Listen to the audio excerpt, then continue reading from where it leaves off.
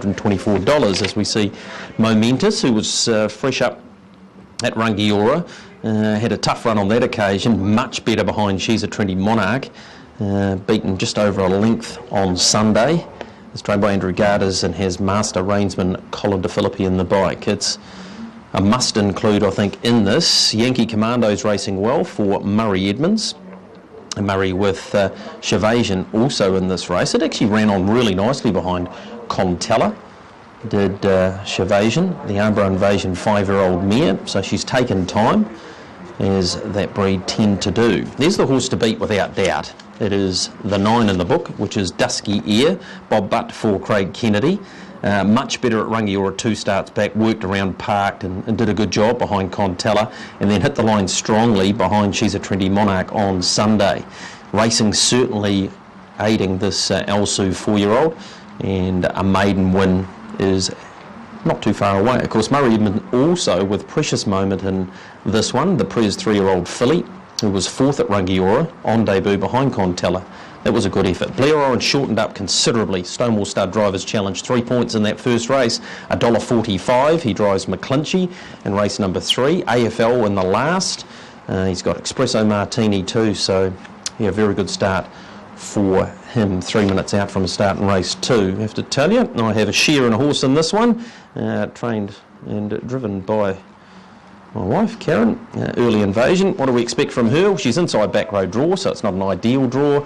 She's trialled up okay, and whatever she does tonight, she'll certainly improve. And not coming to the races with any enormous expectations here, Mark Mack, but she looks well, and if she gets an economical trip, she's a first 4 player, but I would be surprised if she was a winning chance. Any input from you about driving instructions or the like? None whatsoever. I think I've had one drive on her myself, and that was before she qualified, and there's been no sign of the reins being handed over since, and yeah, I'm pretty much to those 2 jobs, that I'm very good at. One's feeding her, and you know what the other one is. I was going to interrogate your kids here tonight, but you've banned them from coming up here for race number 2. I wonder why. It's the sort of thing that you really enjoy doing, but no. Anyway, good luck to Karen, and I hope she races well, because her father Austin does an enormous job with her. Yeah, good to see you guys back at the track with a runner here, an Early Invasion, Maiden Trot. They're all a chance, and its trial form, as you said, has been good enough to be thereabouts. And look, I went with Dusky Air, but you could be gone at the start with this trotter too. You have been a couple of times up at Blenheim, but it is getting better the more it goes around. The 3rd behind She's a Trendy Monarch was good enough at Timaru to trouble this field. I've got the 8 in Yankee Commando. Bit like Dusky Air, they'll win their races, but just learning the game still at this stages of their career. But if they trot all the way, they're way more than runners' chances. 5 China Express and 6 Henley Park. China Express are 4th behind Bacardi and Coke at Nelson last time, and Henley Park, well, at Rangiora 2 starts ago, either Contella at start 35 was going to break the maiden, or Henley Park at start 50 was. And it turned out Contella was able to hold him off. The best thing about Henley Park is his menace. He'll get himself handy. What price is he the place? He's at $13 and $3.20 the place at the moment. $13 on the book. Be hard to label a 51 start maiden trotter as the horse to beat in the race, but he can certainly run in the first 3 or 4, of which we've got a little bit of a jackpot coming out of the first race of around $1,300, and $2,500 jumps into that. Jeremy Anderson's got a green cap on here, Gregory, and Jeremy won't be with us too much longer. He's moving to London for his other career, I believe, qualified accountant. So he's going to take up a position in London, do the whole OE thing, but he'll stick around for another couple of drives yet.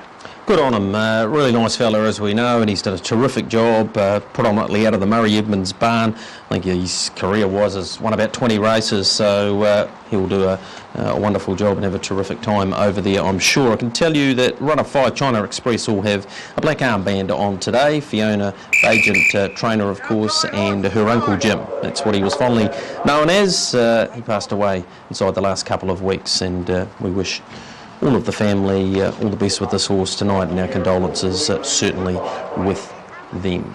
All right, whistle has blown here. First leg of the first quaddie tonight, and action about to get underway. So we'll hand it back to you, Mark Mack, for race number 2.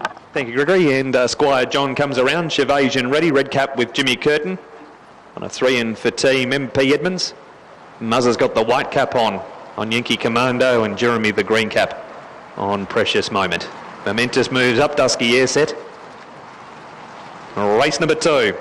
Hold up there, fellas. All For the maiden trotters, China Express, Henley Park comes forward. Tape fires to the infield, they're off and racing. And Squire John went away well. Chavasion out in a gallop. Most of the others have trotted away cleanly. Moy's up in the air now though. And the leader is going to be Nady's Bright Gem, getting over in front of Squire John. Bordeaux's running third early from Henley Park fourth, and 3 wide Yankee Commando from China Express. About 3 lengths away Momentous, another 3 lengths Early Invasion over on the inside of Top Notch Titan. 4 lengths to Rocket, 3 lengths to Moy back into a trot. They got tangled up back at the winning post, both Precious Moment and also Dusky Air, and they've probably put themselves out of play. And Chavasion's a further 15 lengths away last. Gee, they're well strung out going to the back. They're strung out like your mum's washing used to be. And the leader is Nady's Bright Gem, out by 5 lengths. Second is Squire John, and a further 5 lengths away third is Bordeaux. Parked up 2 away fourth, Henley Park, and 4 back the inside is China Express. 1 length away is Yankee Commando, and 2 lengths to Momentous from Early Invasion down on the inside. Half a length Top Notch Titan, 1.5 to Rocket. That's your race. The best part of 200 metres away is Chavasion. Dusky Air's galloped again, and it's back with Chavasion and Precious Moment tailed out of it also. So there's 3 right out the back door here, and with 1,600 metres to go. It's Nady's Bright Gem and Robbie close by 2. Squire John's running second, and Bordeaux 3 back the inside. Henley Park parked fourth on the udder from China Express, 50 inner. 1.5 lengths Yankee Commando from Early Invasion, Momentous, and then came Rocket and Top Notch Titan, and tailed right off Precious Moment, Chavasion and Dusky Air. 1:20.4 for the lead time, and Nady's Bright Gem's been keen to race all by herself, this daughter of Brightwell. She's out by 2. Squire John's the trailer running second, and 3 pegging Bordeaux. 1.5 lengths to Henley Park fourth, the outside line. China Express is 4 deep on the pegs, and a length away next is Yankee Commando. On the inside then is Early Invasion, and a length away is Momentous, followed by Rocket and Top Notch Titan, and tailed off Precious Moment, Chavasion and Dusky Air. 31.5 for the maiden trot, the opening quarter. And Nady's Bright Gem looking to give Robbie Close another win in the Battle of the Juniors. And she leads a length, Nady's Bright Gem, as she has done for most of the way. Make it 2. Squire John second, and 1.5 away third is Henley Park as the speed's on again. Few of these being chased up. 3 back the inside Bordeaux, 1 Yankee Commando. Then China Express. Momentous held up Early Invasion from Top Notch Titan and Rocket. The others too far away. 32 for the second quarter. 63.9 for the half. The third quarter will be quicker. 500 to go. And Nady's Bright Gem trying to do it all of the way. Leads by 2 lengths on Squire John. Henley Park's a length and a half away third, and 3 back the inside Bordeaux. 2 lengths Yankee Commando. On the inside, China Express from Momentous and Early Invasion. Nady's Bright Gem still giving plenty on the turn. Third quarter in 30.8. She leads in 1.5 lengths to 2 on Squire John. A couple of lengths to Bordeaux from Henley Park. Leader is Nady's Bright Gem. Squire John's a length away. Next in Bordeaux from China Express. Nady's Bright Gem still in front. Half a length on Squire John, who galloped. Now Bordeaux coming after Nady's Bright Gem. Bordeaux went to Nady's Bright Gem, and Bordeaux won it. Bordeaux home by a couple of corks has beaten Nady's Bright Gem and China Express. Then Yankee Commando. Next in is Momentous from Rocket. Further back Squire John, who was a real life chance before that error. Then Early Invasion, Henley Park and Top Notch Titan. Moyes failed to finish. It was pulled up early in the race. If you're wondering where it got to, the other 3 will finish. Precious Moment, Chavasion and Dusky Air. Last quarter 31.2. 25.9. You can buy yourself a Bordeaux now, because this one is going to pay $8.90 and $3.10 number 4. 3 Nady's Bright Gem $7, and China Express number 5 at $4.60. Robbie Close did everything he could, but get off it, throw Nady's Bright Gem on his back and carry it across the line, and Filippigo has just managed to run him down. Squire John, well, that was heartbreaking for Pip Wakeland, because there was money coming and he just rolled into that gallop at about the 100 metre mark, and it became a 2-horse race. Nady's Bright Gem run down by this flashy looking chestnut in Bordeaux. Yeah, beautifully bred too, Bordeaux. 4-year-old by Love You out of Sapient, raced by the Igos. Philip, the trainer and driver, blinds on tonight. First up, good training performance this. Had tried up nicely and right in behind Squire John it was at the trials and has raced very well here. Sat 3 the fence. Robbie Close gave you a great sight with Native's Bright Gem at start 24 tonight in front at 35 to 1 all of the way, and it took a horse with probably a more economical trip just to get it late in the piece. He does a good job though, Philip Igo. He doesn't line them up unless they're ready to go, and tonight that has certainly been the case. Good in second, Native's Bright Gem. China Express for the family, well done into third, and Yankee Commando. Unlucky Squire John, and it managed to clean up a couple late in the piece too. They'll be worth following. Here's the judges' call. Second 3, Native's Bright Gem, and third 5, China Express. Fourth has gone to 8, Yankee Commando, from 10, Momentous, and 13, Rocket. 4, 3, 5, 8, 10, 13. The margins half a neck, 1 3/4 lengths, 1 1/4 lengths, a neck. The winner's time was 3:26.5, a mile rate of 2:07.8. The last 861.6, last 431 seconds. So confirmation there that the winner has been Bordeaux, taking out our second here at Addington. Race 3, Brecon Farms, mobile pace, 1950, 6:30 is the start time for this one. Couple of really nice developing 2-year-olds. I think they'll be better 3-year-olds. McClinchy on debut, and of course Mongolian Archer in what should be a good contest. But hat-trick race number 5 is pretty close. Thanks very much for that, Greg. And that was one of the hit-out hopefuls, McClinchy, going around in that youngsters race at 6:30. Now, the favourite here in race number 5 back at Hattrick is Grand Allegro, dog number 3, and this was its last start winning performance, striking blood last week in a Class 4 from box 8. Duke of Fair break the inside. Opawa Shaden's won the break and gone to the lead from Shake him up and around the outside. Grand Allegro goes up to challenge this leader, trying to poke through. There was plenty of time. It got to third now. He followed around there by Shake him up, who's got back a little bit further back in the race, then to Blue and Curly. Alamein Duke, the others no chance. Up they come, and Grand Allegro getting over the top of Opawa Shaden. Grand Allegro, Opawa Shaden. Plenty of time. Yes, successful, having to do a lot of work there and getting the prize from box number 8. Box number 3 today has had the 1 win and 1 minor from 7 starts. Final leg of the early quaddie gets underway in a moment. Back there at Addington, first leg of the early quaddie, number 4 Bordeaux, $8.90 and $3.10. 3 Natives Bright Gems, $7, and 5 China Express, $4.60. Quinella 3 and 4, $199.30. 435 trifecta, $4,162 and 30. First 4, 435 and 8, $3,851.40 with a carry forward of most of that through to the third. Right, let's get to you, Mark Rosanowski. A very good evening to you as these Racing Series sprint heats continue. Hello, Mark. Indeed, yes, and Lisa Ahern's won 3 of them so far, and Brian Marsh the other. And in that previous 2, by the way, Allegro touch clock 17.70, which is the second fastest second so far, which means Call Me Ralph, best he can do now is Ballot, unfortunately. So the 2 fastest so far have been 17.68 Freedom Flyer and 17.70 Allegro Touch. Sum of Rogue split into 3, option 925, under 13.5, 220, 14 and 15, 265, over 15.5, 320. I've gone with 7, 3, 4 and 5 here. Dog number 2 in shot, So Unbelievable, is at 80 to 1. And as I mentioned throughout the night, if you do like the rank outsiders, we've had a couple of 100 to 1 shots that have gone around at about 25 the total. Look, if you honestly are backing them to win, then just back them with a book, because you're getting far better. You're getting about 4 times the price, and that's the case again with this dog, 80 to 1 with the book and $24 on the tote. Dog number 7, Clant, we haven't seen since the end of May, was a Class 4 winner from the strap, 3 starts back. Grand Allegro was a very determined run to win last week, as we saw. He's not so flash in traffic, this dog, and that's just the key. As long as he can find clear air early, his record from box 3 is quite moderate, and he was beaten from box 3 2 back, but not quite the strength of sort of the Class 4s all around him here. And now he's up in Class 5, of course, but he's been racing in Class 4 company, and so he's got dogs on the inside he can probably muscle up to. Mega Jet in box number 4 is racing well for Steve Maher.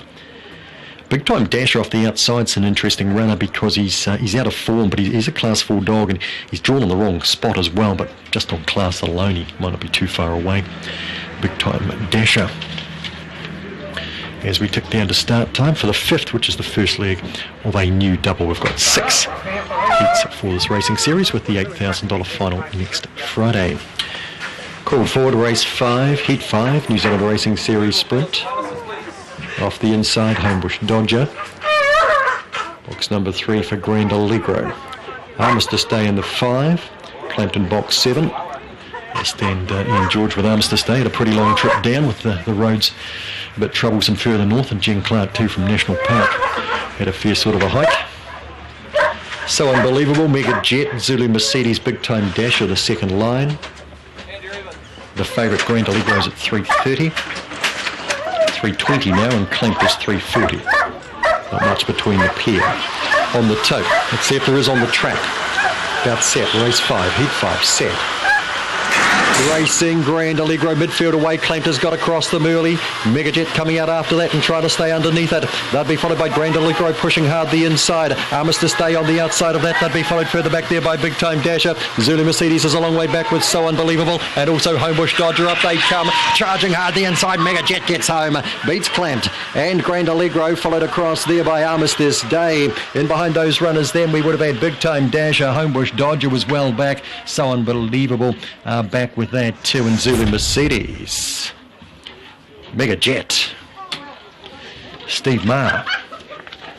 He's having some fun with this fella. Win number 6 in his career. He's done well here to gun down Clamped. Clamped driving to the lead, but Mega Jet was trying to stay under, and then Clamped got away again. He's on race since the end of May, and Mega Jet, greyhound who has won over the middle distance, came hard the inside and has got up to score here on Clamped. And Grand Allegro third ahead of Armistice Day. 17.71, so it's been the slowest to date. 6.98 I think that lead up is, and 10.78, no, must be 6.93, and 10.78, 1 length, 1.5 lengths, and 1 length were the margins into that first bend. Clamp got there first, but Mega Jet stayed in touch and has gunned it down. Black Dog by Hallucinate out of a Power Megastar, raced and trained by Steve Maher at Levin, wins 6 at start number 24. He's won 2 of his last 3, and he just seems to be getting better with time and experience. Mega Jet. That's race number 5, heat number 5, and race 6, heat 6 for the New Zealand Racing Series, with numbers 9 and 10 out. We're underway at 20 minutes to 7. Thank you, Rozzo. The final leg of the early quaddie and the second last of those Racing Sprint Series heats went to Mega Jet, $5.10 and $1.70. Number 4, 7 Clamped at $1.30, and 3 Grand Allegro, $1.50. 4, 7, 3 and 5. Quinella $9.30, Trifecta $50.30, and the first 4, $292.50 on 4, 7, 3 and 5. And that early quaddie paid $90.60. $90.60 on 7, 8, 8 and 4. Yeah, that 6th event, as Rozzo mentioned, and that is due to run at 20 minutes to 7 o'clock. Kia ora, good evening to you. Great to be with you on Trackside 1 tonight. It is Friday night harness racing and greyhounds here domestically in New Zealand until around about 10:30 tonight, with maybe 1 or 2 Aussie races thrown in, but it certainly is a bit of a domestic focus. And in terms of punting, the focus will be on that terminating Turbo Pick 6, which is set down to go at 4 minutes after 7 with the 4th there at Addington. If you would like to have a punt on that, it is meeting code number 20 for the terminating Pick 6, and as mentioned, you have until 4 minutes past 7 to get involved in that. Well, the second of our New Zealand venues is about to get underway, with the first from Alexandra Park tonight in Green Lane, going down to 4 degrees overnight tonight. Chilly for Aucklanders as it was last night. Mostly fine today though, not a cloud in the sky, it's been beautiful. Track's been fast and remains fast for the program on meeting code number 5. All clear out of the first. Race number 2, scratch number 5, Robbie Burns. Race 2, number 5. Race 3 is all clear on the trot, meeting code number 5. To the 4th, number 8, Eyebrow comes out. Race 5 is all clear. Race 6, a late scratching out of that one. Whitney, number 2, comes out. Race 7, that's all clear. Race number 8 is all clear. Race number 9, 1 and 3 are the defections there. 1 and 3 from race number 9, due at 10:26. So a 9-race program there to the park tonight. 9 races, and race number 1 kicks off a TAB treble. It is the tie night, $50 per person there at the park on the 28th of August handicap trot to kick off the program.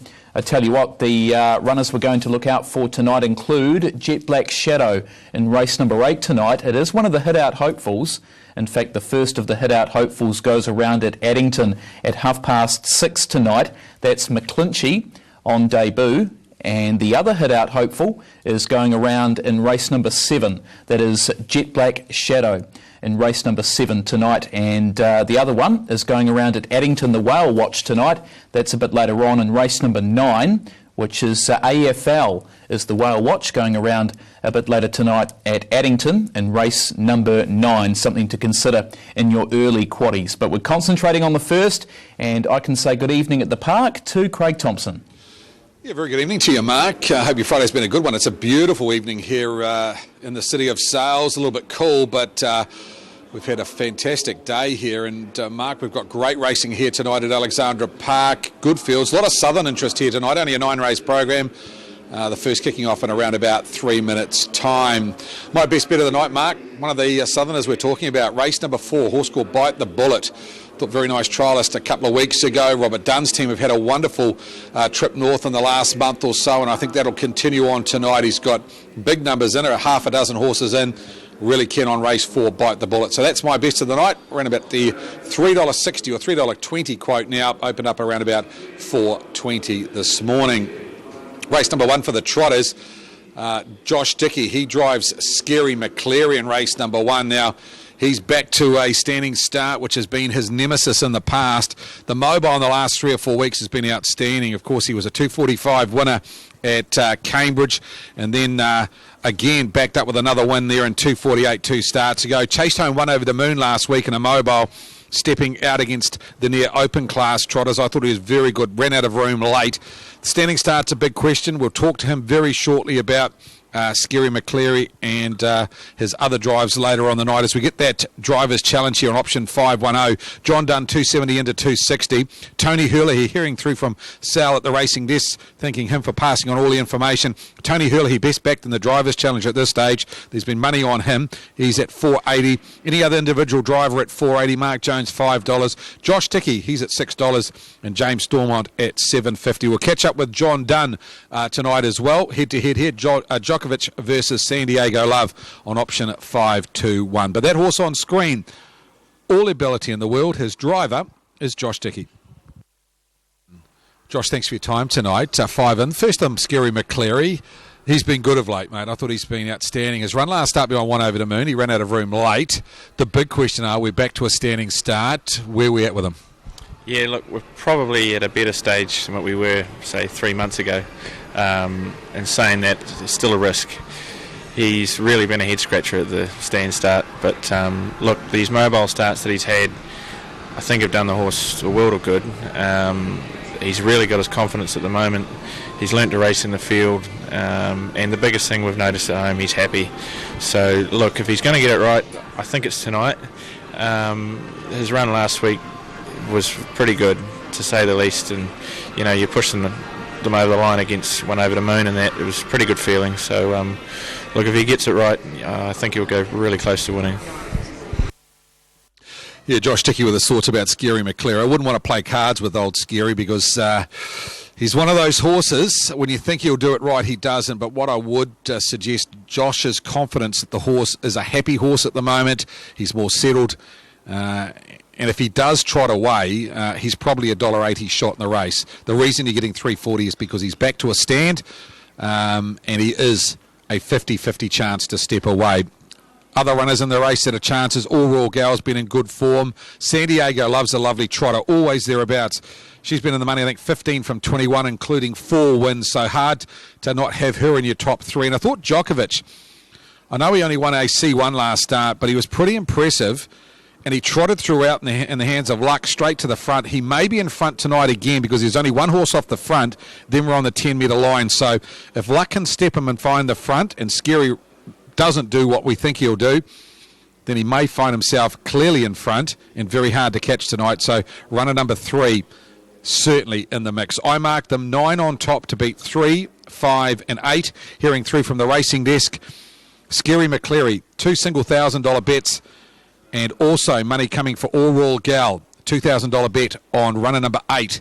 Best back runners, the bottom 2 in the book. We'll say hello to, or a very good evening to Aaron White.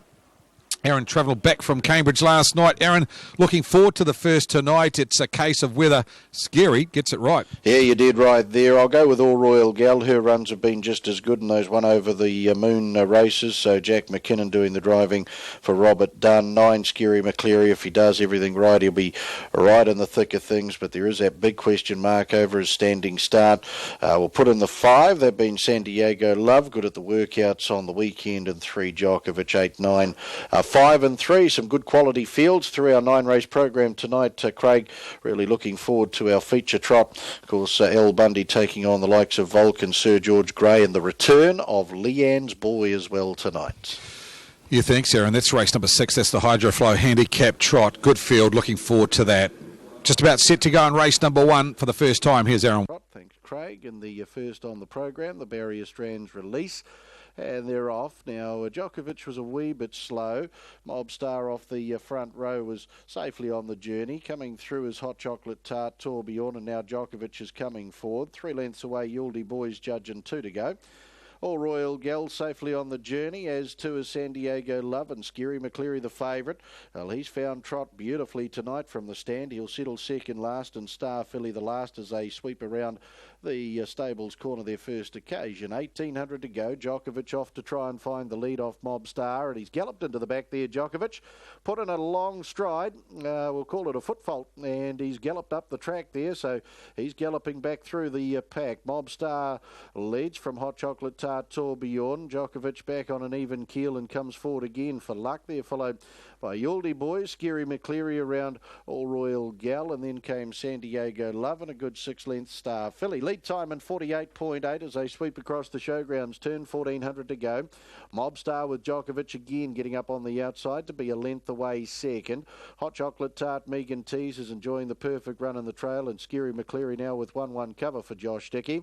Tourbillon 3 back on the inside. All Royal Gal takes the back of Scary McCleary as they trot through the lane. Jack McKinnon doing the driving on All Royal Gal. 31 and 2 was the opening quarter. Yuldy Boys is back in the field, as to is San Diego Love and Michael Blakemore, and 3 to Star Filly, a circuit left to go. Scary McCleary's out of the 1-1 on the stables bend and works around Mobstar to take over. Mobstar, James Stormont will trail. Up on the outside, Djokovic, then Hot Chocolate Tart Tourbillon follows her through on the marker line. All Royal Gal now 1-1. Yuldy Boys the inside, then San Diego Love and Star Filly. 29 and 9 the second quarter. Through the back goes Scary McCleary, and he's doing it in beautiful fashion for Joshua Dickey now by 2. From Mobstar, getting up on the outside, All Royal Gal to get right into the fight as they trot to the end of the back straight. Then Hot Chocolate Tart Tourbillon, Yuldy Boys. Back in the field then San Diego Love. Djokovic has got it wrong again through the back. He's drifted out, and Star Filly's back with him, 400 to go. 29 and 7 the third quarter. Scary McCleary by 3/4. All Royal Gal on the outside, and Mobstar waits the passing lane. Then Tourbillon, Hot Chocolate Tart, San Diego Love and Yuldy Boys. They swing and come for home, and it's Scary McCleary, a length and a half. Mobstar, All Royal Gal, Tourbillon, Scary McCleary. Mobstar comes strongly the inside, 100 to go. Scary McCleary. Are we going to see the real Mobstar tonight? We are. Mobstar hustles and bustles underneath Scary McCleary, and Mobstar's in. Scary McCleary second, third over Hot Chocolate Tart, then Tourbillon, Yuldy Boys. All Royal Gal back in the field. San Diego Love and Djokovic. Star Filly to be the last. 2:49.3. Cracking time, standing start, 2,200. 29.6 the final quarter. 59.3 was the final half. Welcome back, Mobstar. There's the real Mobstar. The Sundon 6-year-old, James Stormont for Steve Cornwall. Had the early lead, handed up to Scary McCleary, and outsprints the favourite in the home straight. Coming through for third, Hot Chocolate Tart and Tourbillon will make up the first four. Tie night, $55 per person, 28th of August. Handicap trot, Mob Star gets his second victory at start 31.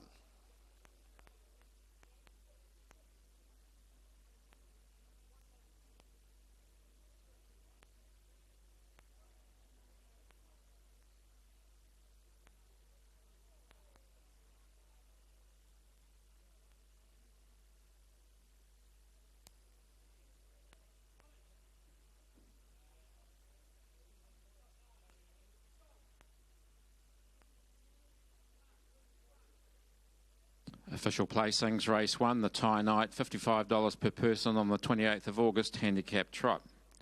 192486. 192486. Horse 1, Mob Star, trotted the 2200 metres from a stand in 249.28.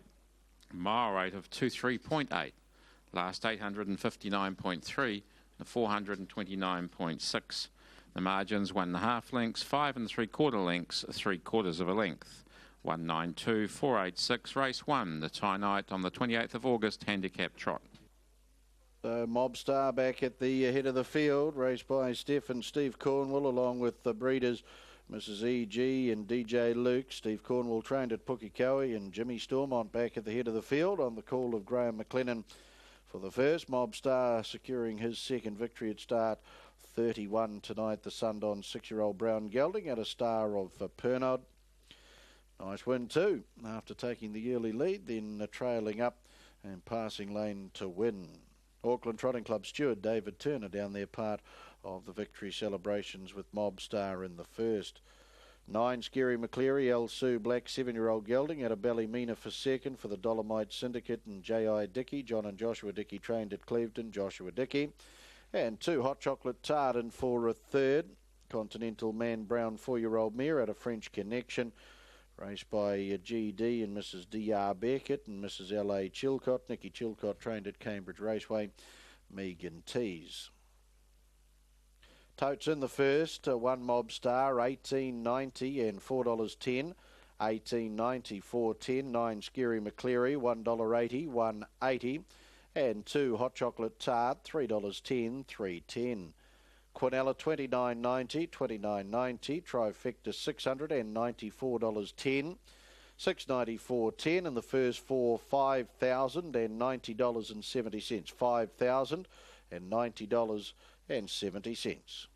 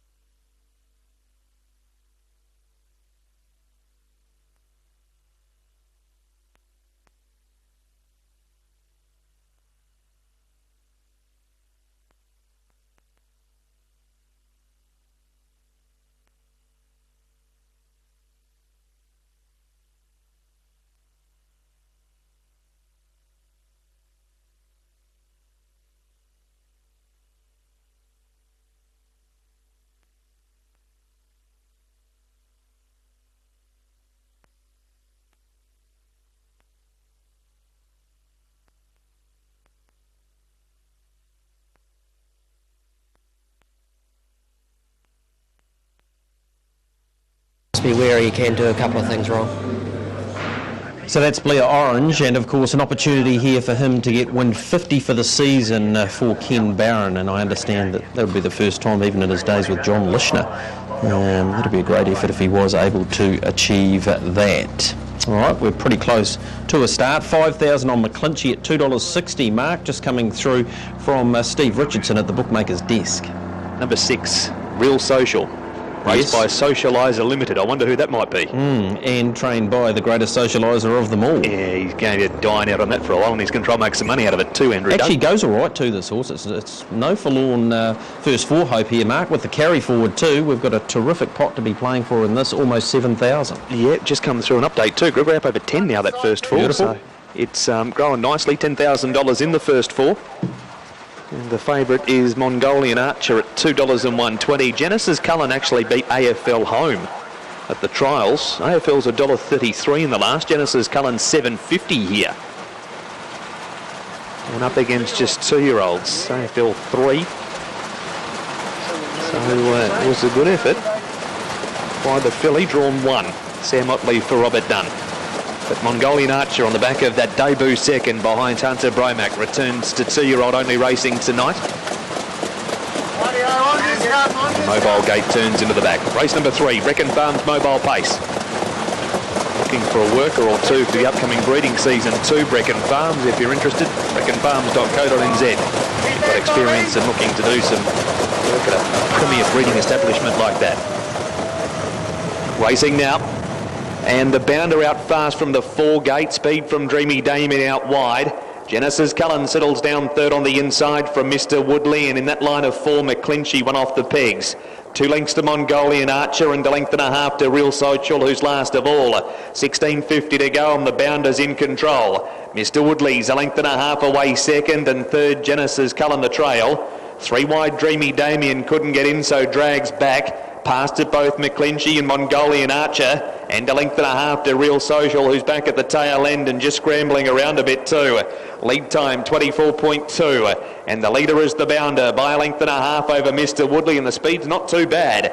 Leader's back running third, Genesis Cullen, 3 lengths away McClinchy, 2 lengths to Mongolian Archer, 1 length to Real Social, who went to the markers, and 2 lengths to Dreamy Damien. The bounder leads away with Sean Thompson. Margins a length over Mr. Woodley, parked to the outside, and Genesis Cullen follows the leader. 1 out and 1 back is McClinchy.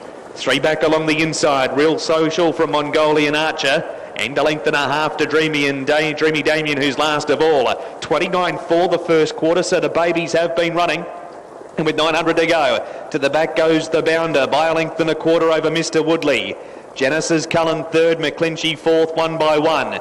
Real Social 3 back the inside from Mongolian Archer, and 2 lengths away last is Dreamy Damien. That's the order as they pace between bends, and the bounder still leads by a length over Mr. Woodley. Genesis Cullen will wait use of the Terra to Love It Pineley Farm passing lane when available in about 300 metres time. Next is McClinchy, yet to leave the 1-1 from Real Social, Mongolian Archer and Dreamy Damien. 20 or 31.9 the second quarter, 61.3 for the half, and the leader is still the bounder.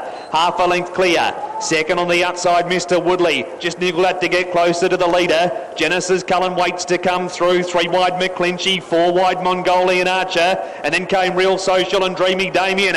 Third quarter in 30.2. The bounder joined inside and out. Genesis Cullen, Mongolian Archer and McClinchy letting down there the 2. It's McClinchy and Mongolian Archer, the pair. McClinchy, Mongolian Archer's gone to a narrow lead, and Mongolian Archer will be too good. Has beaten McClinchy. Dreamy Damien, not a bad effort to run third. Fourth, Genesis Cullen.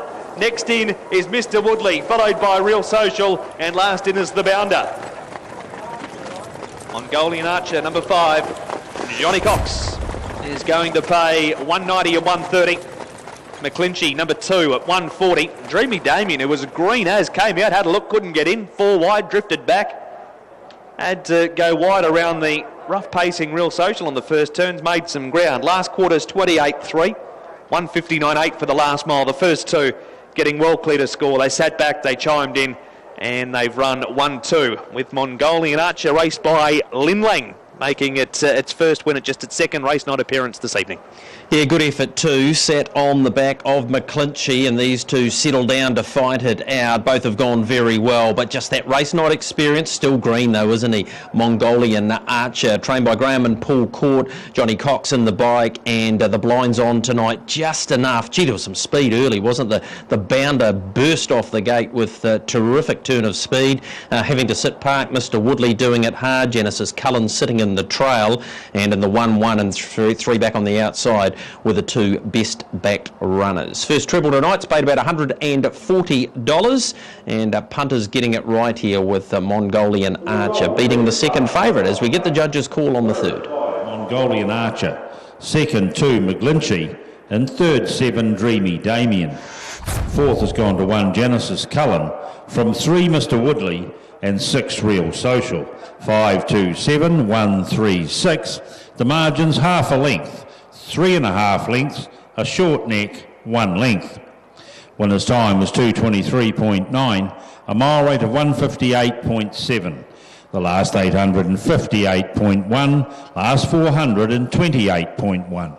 So again, another very good time here for the 2-year-olds and Mongolian Archer. Yes, raced by Lin Lang. Great to have him in both codes, and of course the Derby winner in the thoroughbred world. And this one with a bit of breeding. He's going to go on with it. He's by Jeremy's Jet out of Born to Be a Queen. The siren has gone. No details through as to what that might be into, Mark, but we will get those for you and pass them down the line and see you back here for race number 4, which is the Trevino's Restaurant and Bar Golden Girls Mobile, and all importantly, it is leg number 1 in the Terminator Pick 6 tonight. Yeah, the Pick 6 legs, races 4, 5 and 6 from Addington, 3, 4 and 5 from Alexandra Park if you are having a punt there. Inquiries into third at the start of the race there at Addington, inquiry into third at the start of the race. Your races 4, 5 and 6 Addington, 3, 4 and 5 at Alexandra Park for that terminating Turbo Pick 6 tonight. It's on meeting code number 20, and the first leg at Addington 4 minutes after 7 o'clock inside the half an hour mark to get your money on. Race 6 here at Hattrick, getting your money on here. Number 8 Blue and Curly is currently the second elect. It's coming off a win at the Manawa 2 earlier this week. Set to break. Racing Blue and Curly up pretty well. Unlikely attack on the journey quickly to Opawa Shadens in that early hunt. All there's trouble. Unlikely attack's gone back through the field, and Blue and Curly's been left 3 lengths in front as Serena Rose came across to second.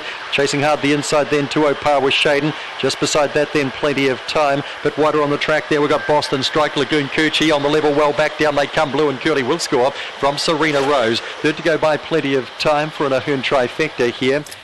Yeah, that was win number 19, first win in a while, first time on the dais in a wee while for Blue and Curly. The dog by Magic Sprite came out of Class 5 not too long ago, or facing a few Class 5 dogs a few starts ago. Finally back in winning form. Number 1 is the favourite though, Smash Allegro, and Smash Allegro has been off the dais. It's past 3, had a couple of thirds, 4 and 5 back, but does get box number 1 for the Ahern team, who have gone well during these sprint heats, and this is heat number 6. Mongolian Archer, number 5, pays $1.90 and $1.30 at Addington, 2 McClinchy $1.40, and number 7 Dreamy Damien, inquiry into that horse at the start, no third dividend but the result provisional. Quinella 2 and 5 $1.70, 527 trifecta 50 $1.80, and the 5271 first 4 $215.60. Double 21 even, concession $10.50, and the treble $140.90. 9, 4 and 5, the third from Addington. Smash Allegro on top for you, Rozzo, from the inside box. Yes, indeed, Mark. He's a greyhound who has only had one sprint in his career, and this is start 64, but he is from the Collision Hi-Fi Allegro litter that produced the first 2 winners today. Way back when he qualified here, he's beaten the length in a 17.61 before he went to the races. It was back in May of 2014. His middle distance career, he's been doing it from the front and either holding on or getting gunned down, but he's been up and competitive in Class 5 and been in some group race finals. So, and all middle distance dogs are sprinters, so they can run further. Some of them do lack a little bit of pace off the lids. He generally has been pretty good. So gets the opportunity here to post a sprint win and get through to the final with the first 3 races, 3 heats taken out by Lisa Ahern trained runners, Allegro Master, Allegro Class Sweet as Bro. Then we had All in Berlin for Brian Marsh and Mega Jet for Stephen Marr. Now in the previous, clamped running second, 17.78, so it's missed out. The 2 fastest seconds so far, 17.68 Freedom Flyer, so it is in, and 17.70 Allegro Touch, which is on the cusp, depending on what the second dog runs here. So went the 1 over the 3 Ginger Cola, Class 5 Greyhound, who's probably about to drop out of Class 5 next time it lines up there, but it's just going to find today a lot easier with not so many high-class dogs around it. Blue and Curly is a Class 5 dog. I'd prefer him closer in. I know he did win from box 7 here, going back late May, and last start winner when he had box 1 at Palmerston North. But he can get across most of these, and he should beat out dogs like Homebush Tiare. Wheelie Chili could provide some trouble in the middle. He uses up a bit of the ground. He's actually capable enough, Wheelie Chili. He's won a Class 3 here in 1767. And the really interesting runner is Sedgebrook Babe, because it's only had 4 starts and it's had 1 win, and it clocked 1768. Got into a great deal of trouble trying to get across from box 8 on Wednesday, and all of a sudden it's a maiden winner up against some dogs that have won up in Class 5. We'll see what she can do, but she's certainly got pace. The Traps, 6th and final heat of the New Zealand Racing Series. Smash Allegro, Ginger Cole, Wheelie Chili, Homebush Tiare. Second line, Sedgebrook Babe, Homebush Churro, Miss Allegro, Blue and Curly. Favourite Smash Allegro off the inside, short enough, $1.70. The clear is through. 6th and final heat, New Zealand Racing Series, nearly there. Racing, Smash Allegro hops out well the inside, going hard early too was Homebush Churro. Sedgebrook Babe tried to push up in behind them. Ginger Cole has beaten that through. Now Sedgebrook Babe tries to get under that. Then Blue and Curly, Wheelie Chili, Homebush Tiare. And back last of all is Miss Allegro up to the corner. Smash Allegro comfortably in front. Giving chase here is Homebush Churro and Sedgebrook Babe. Smash Allegro is in. From Homebush Churro, Sedgebrook Babe was a fabulous run. Then we had Blue and Curly. Behind those runners then to Blue, we had Ginger Cole and Wheelie Chili. They were side by side. And we had Homebush Tiare and Miss Allegro back at the rear. Just too smart for them. Smash Allegro off the insides, clocked to 17.63 and controlled the race from the top, run home here in 10.65. Giving chase was Homebush Churro, but Smash Allegro just holding it underneath. Now Sedgebrook Babe was beaten from the boxes, but gee, she ran a race thereafter, showing or outpacing Ginger Cole, a Class 5 dog coming around that corner. Blue and Curly making some ground once it had found the rail. 2.5 by 2.25 by 3/4. 6.98 was the lead up. 10.65 run home for a 17.63. 4 heat wins for the Lisa Ahern Camp, 3 for the Collision Hi-Fi Allegro litter. Homebush Churro chopped in on a couple there, but Smash Allegro wasn't allowing her to have the rail, stayed underneath. And then you can see Sedgebrook Babe and Ginger Cole fighting for positions there, and Blue and Curly ducking towards the rail. Smash Allegro, Blue Dog by Collision out of Hi-Fi Allegro. As I say, 3rd for the litter in the heats, and 4th for the Lisa Ahern Camp. That wraps up the action here for the New Zealand Racing Series sprints, and I would say, although it's unofficial at the moment, Freedom Flyer and indeed Allegro Touch will be the 2 in, and that'll mean that the Ahern Camp have 5 in that final. To the 7th mark we go at 7.13. First run tonight over 520 metres for the Class 2s. Thank you, Rozzo, and thanks for that information ahead of the final next week. And in terms of the triple trio, we have a 99.98 live units, and this evening's picks, or the triple trio, pick 6 isn't too far away, but the triple trio, 99.98 live units after that first leg at Whanganui. Now, Alexandra Park will be next here, trackside 1, but as mentioned before, we do still have an inquiry at Addington Raceway, and this is what it concerns. Horse number 7 is drawn officially on the unruly, and it eventually ran 3rd, but the inquiry is into whether that horse was too close to the gate, i.e. not in its position as the start was affected. Runner number 7 on the outside there, Dreamy Damien, that's what the inquiry is into, whether that horse was not in the correct position at the start. The horse ended up running 3rd. It was a no third dividend race, but obviously affects your multiples there, so that's what the inquiry is into, whether that horse was drawn in the correct position when the start was affected there at Addington, and that race continues to be under inquiry ahead of race number 4, which does kick off tonight's terminating Turbo Pick 6. Well, Alexandra Park, that's our next race, number 2. That's up for us in just a few minutes' time, 5.5 in fact. A big field for the second, and I'm sure we'll be hearing from John Dunn ahead of Miss Daisy's next go around at the track. $3.60 on the tote, $3 on final field. Support 2 for Lightning Mac at $3.80, $5.30 on the tote, and $6.30 for Sir Richie. Miss Daisy, another Southerner, coming up favourite here, Craig, in race number 2. Yeah, thanks, Mark. He's got 2 in the race, Robert Dunn. Defy the odds from barrier number 2, and yes, runner number 7, Miss Daisy, who's been in great form. Of course, winner 2 starts ago, and then last start was in that race where Unforgiving. They run along, very quick lead-up time, and she got taken on a couple of times, Miss Daisy. She wasn't far away at the finish, and they rated 241. So she's a nice mare. She possesses good gate speed with a scratching inside her now. She comes into barrier number 6. John Dunn, he drives the favourite. This is what he had to say. John, defy the odds. You've got 2 in the race. We'll talk about him first. He was good winning 2 starts ago. It's not easy coming out of maidens into the C1s, but he's got a good draw tonight, barrier 2. Yeah, he has. I sort of drew out wide and went back, and they run home quick sectionals, so I sort of gave myself no chance of the quarter. Like I say, nice draw, go forward and hopefully put him in the race, but he sort of needs a wee bit of experience at this grade still yet. Miss Daisy, on the other hand, has been in great form. She was impressive winning 2 starts ago, went 241. Again, last week, thought 241 would have got you home. Only got 4th, but again, close up and got probably worked over a little bit mid-stages. Yeah, it did, right. Sort of Steve Reid outdrove me, really. But, yeah, I should have handed up in hindsight. And she's come through, bounced back from that all right. She still found the line good last week. Sort of got hampered a wee bit, run out bad in the straight, so sort of lost a wee bit of momentum. So saying that, and she's a horse that sort of puts herself in the race and goes great race most weeks. John Dunn with his thoughts on his 2 stable runners here. We've got a head-to-head Miss Daisy versus Lightning Mac. Miss Daisy versus Lightning Mac head-to-head on option at $5.22, $1.75 for Miss Daisy, $1.95 for Lightning Mac. James Stormont is your leader in the Drivers' Challenge, and he is on $2. He's at $2.50. John Dunn at $3. Tony Hurley at $4.80. That's option 510 if you want to drive. If you want to bet into that Stonewall Stud Drivers' Challenge. Race number 2, only some 3.5 minutes away. The horse on screen at the moment, Sir Richie. It's been racing very nicely for Frank Cooney and Tate Hopkins. They had a winner last night at Cambridge Raceway to get the result from Whanganui.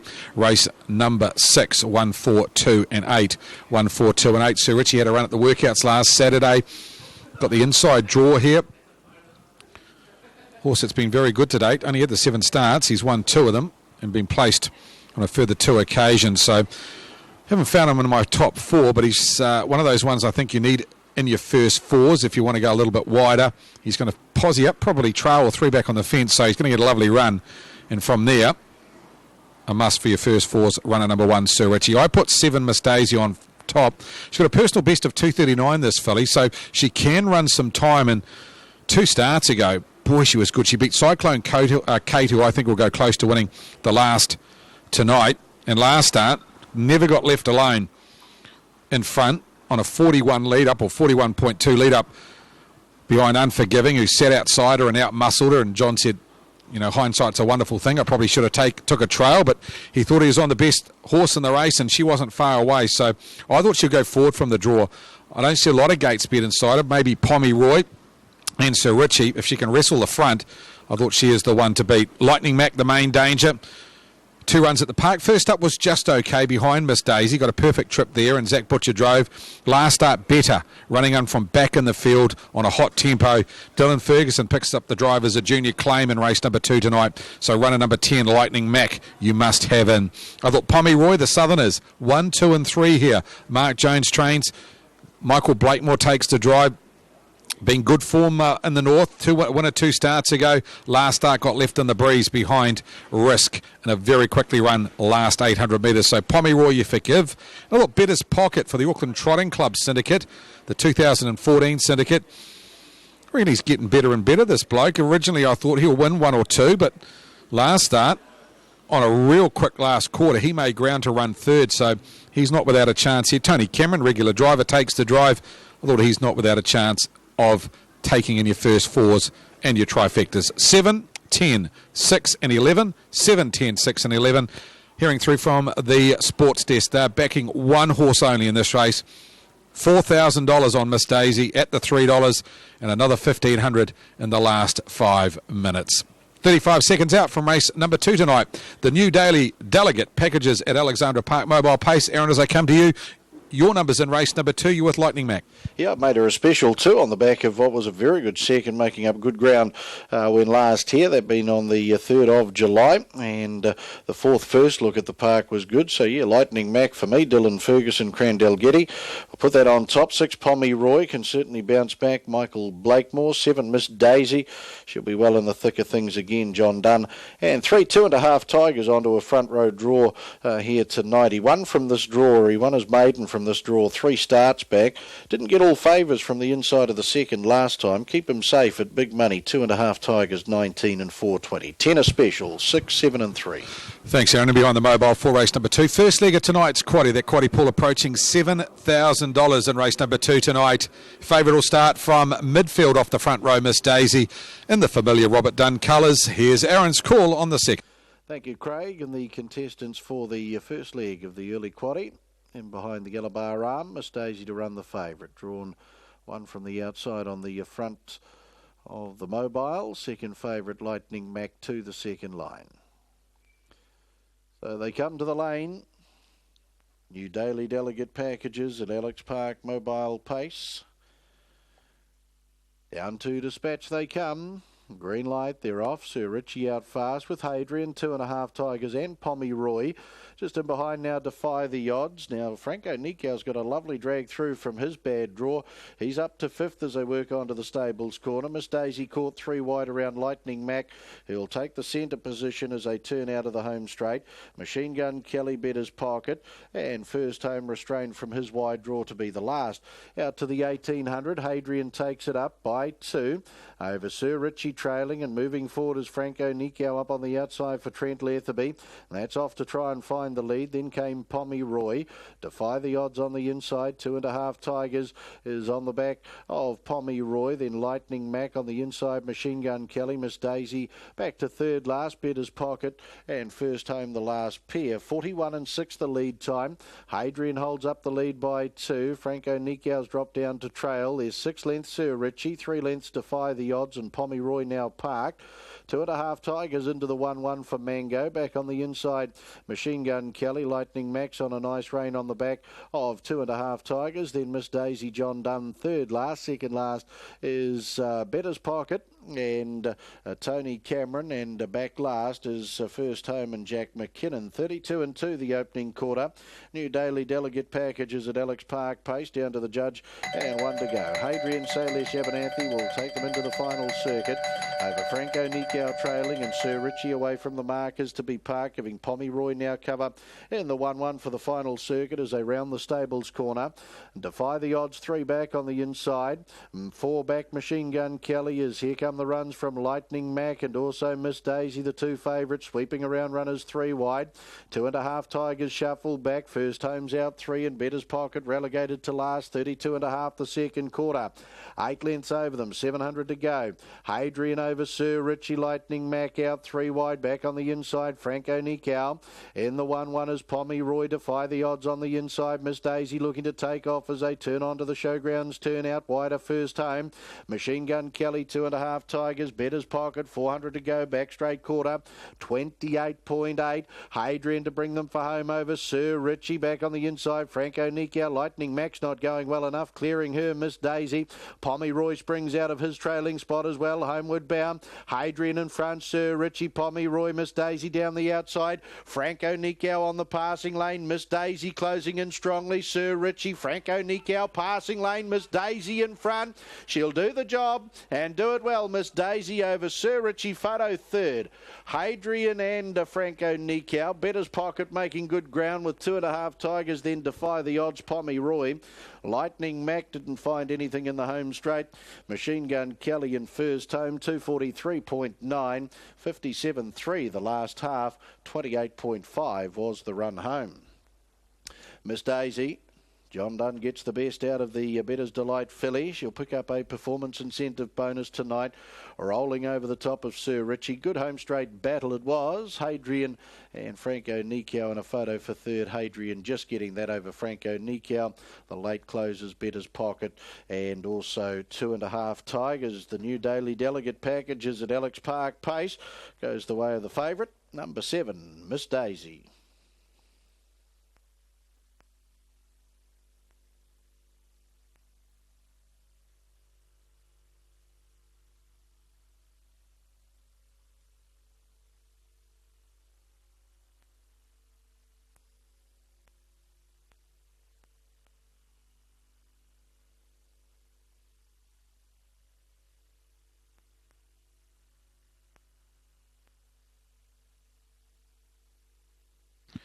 Official placings race 2, the new daily delegate packages at Alex Park, mobile pace. 714, 12, 3, 11. 714, 12, 3, 11. Horse 7, Miss Daisy, paced the 2200 metres in 243.86. Mile rate of 159.8. Last 857.3. 428.5. The margins are half neck, 1 length ahead. 714, 12, 3, 11, race 2, the new daily delegate packages at Alex Park, mobile pace.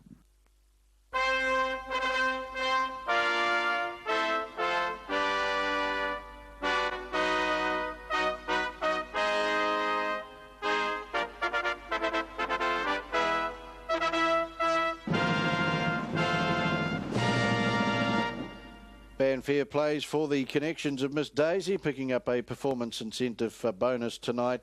The Gordons RK and Mrs AL. That's career win 3 at start 17 for Miss Daisy. All 3 career victories have come here under the ribbon of light at Alexandra Park. A Better's Delight Bay 3-year-old filly out of Christian Watch, bred by Brecken Bloodstock Limited. Robert Dunn, the trainer at Pookie, and John Dunn doing the driving. Auckland Trotting Club steward Roger Barnes down there, part of the victory celebrations after the nice win of Miss Daisy in the second. 1 Sir Richie, a Christian Cullen Wicklow Express 3-year-old bay gelding for second, raced by the Flemings, TP. And Mrs J.E. Frank Cooney, Tate Hopkins, trained at Taupaki, Morris McHenry. And 4 Hadrian in for third. The Julius Caesar brown 6-year-old gelding and a brown beauty, raced by Ms C.M. Wigg. Adrian Matthews, trained at Pukekohe, Salish Abernathy. 7 Miss Daisy, $3.20, $1.70, $3.20, $1.70, 1 Sir Richie, $1.50, $1.50, and 4 Hadrian, $5.50, $5.50. Quinella, $7.20, $7.20. Trifecta, $203.30, $203.30. First 4, $3,283.10, $3,283.10. And that has a first 4 jackpot of $722 into race number 3.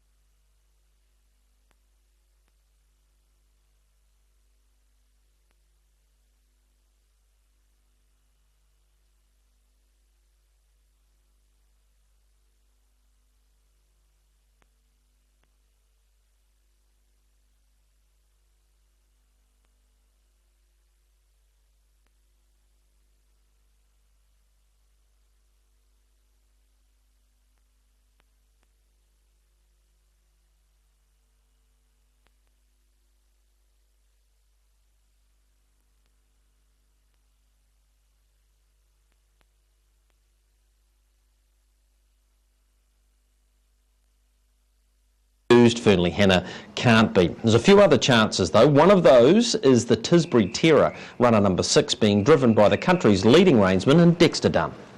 Dexter, another incredible season, up over the 200 wins, but I don't know if the 220 will be on because you're not going to be here towards the end of it. No, not many meetings to go for me, Greg. I'm away heading over to Europe, which I've never been to before, so looking forward to that. And also through Anthony Bartlett, he's got me some drives at a big weekend over in Ireland, so that'll be something to look forward to, and I'm sure it'll be a good weekend. Yeah, something a little bit different for sure. Let's talk through your drives tonight. The Tisbury Terror in race number 4. If you go back a few starts, you drove her at Forbury Park and behind Kiwi Focus, I think it was, and she performed really well.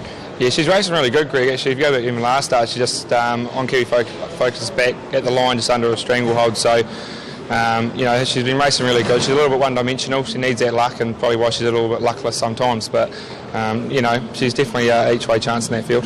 Stunning dude in race number 5. The penny might have dropped with this guy, but it'll need to tonight from that draw.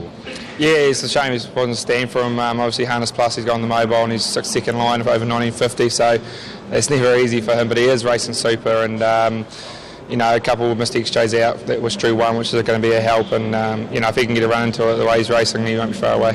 Switch has also been flicked on Kellenberg. Well, it certainly was last week. Yeah, off and on to the running too, but it was on at the end of it, Greg, which is the main thing. He's there's everyone, no doubt the ability's there. It's just, get him to produce it on race day and get him to do everything right. But, he showed everyone last week he's definitely capable of it, and hopefully he can go again tonight. It's a step up, but does that concern you at all? Because he's got a nice barrier draw to work with. Yeah, it's not too, he won that easy. I didn't even pull the plugs last week. So, he could have done it easier, really. So, step up's not the worry. It just depends what happens in the running. But 2-6 probably suits him. He relaxes good early. Starsky's Dream in race number 8. You look at the Addington form, so he's had 3 starts here, but gee, it's been in hot fields. One of those against Dalton Broming, I think they broke 155 on Cup Day, and then he backed up on Show Day against a good field won by Supersonic Miss. So I think we just disregard that, don't we? Yeah, you could say he's been beaten here in good fields. At the same time, he just hasn't been the same horse here, Greg. So in saying that, although the form he's in this season's a hell of a lot better than what he was when he came in here last time. So he's absolutely flying at the moment, and hopefully can turn that Addington form around. All right, moving on to the last, the Lions Raw. You get a steer on this horse, and it's close to a win, I know, but it's a pretty handy maiden field.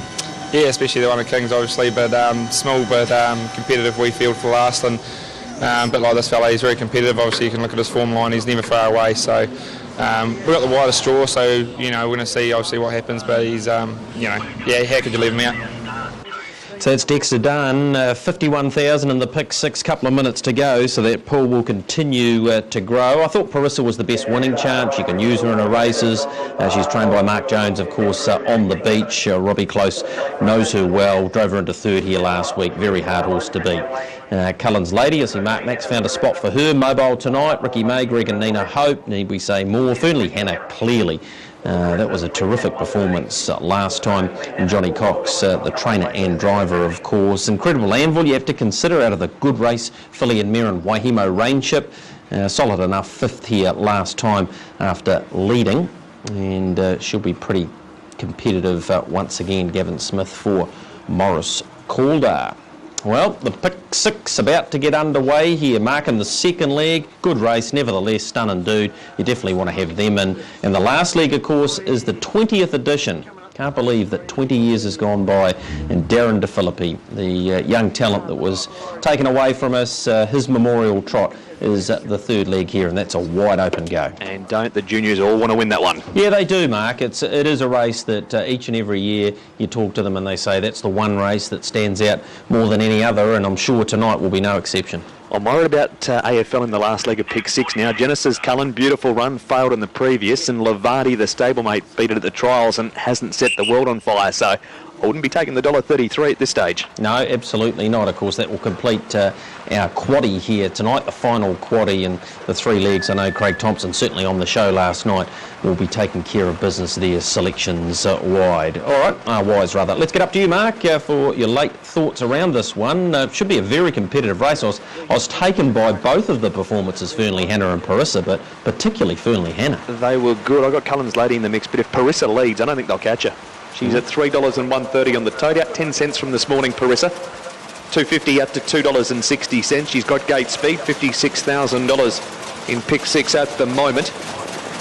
And a field of 10s. Swiss Lass, Tally Bromack, Fernley Hannah, Cullen's Lady, Christian Lady. The Tisbury Terror, Parissa, Little Tess and Incredible Anvil and Shrieks of Delight. Mobile Barrier turning to the back. Good luck if you've had a look at the pick 6 tonight. $6,000 would suggest plenty of you have. 1950. Golden Girls. Metro Series. Heat 2. They're racing. Cullen's Lady, Christian Lady, first two off the gate from barriers 4 and 5. Fernley Henna back to third around Swiss Love. And 3 wide Parissa, but she's going to get forward now from Tilly Bromack, Shrieks of Delight. And then came the Tisbury Terror, followed second last by Little Tess, and a length and a half away last is Incredible Anvil. That's the order with 1,600 to go, and Christian Lady leads by about a length over Parissa, who's up outside the leader, and Cullen's Lady trailing third. Swiss Love 3 back the inside of Fernley Henna, and a length and a half to Tilly Bromack. 2.5 to 3 lengths to Shrieks of Delight in front of the Tisbury Terror. Then came Little Tess, and last of all is Incredible Anvil. Lead time 24, and they haven't backed it off here. Parissa's going up to have a real crack for the lead. Christian Lady's going to kick back through on the inside and make her work for it. This first quarter will be good. 2 lengths to Cullen's Lady, 2 lengths to Fernley Henna around Swiss Love, then Tilly Bromack. 3 lengths Shrieks of Delight, 1.5 the Tisbury Terror, 1.5 Little Tess, same again Incredible Anvil. 28.7 the first quarter, and the leader is Christian Lady. Peter McClellan keen to keep the lead, and he made Parissa work to try and get her shot. She couldn't get there.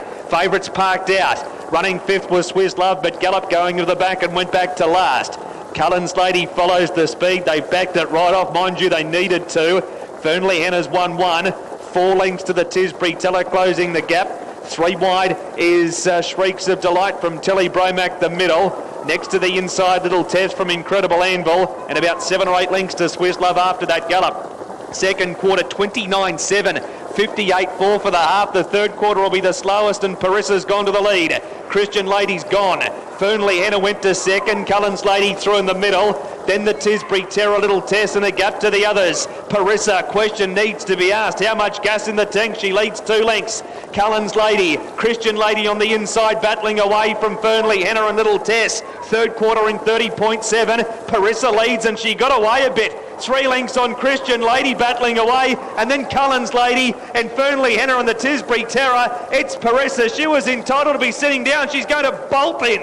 Christian Lady just as good second, but Parissa outstanding. Beat Christian Lady and Little Tess. The Tisbury Terror 4th, then Incredible Anvil, Cullen's Lady. Next in Fernley Henna from Tilly Bromack, Swiss Love, and Shrieks of Delight.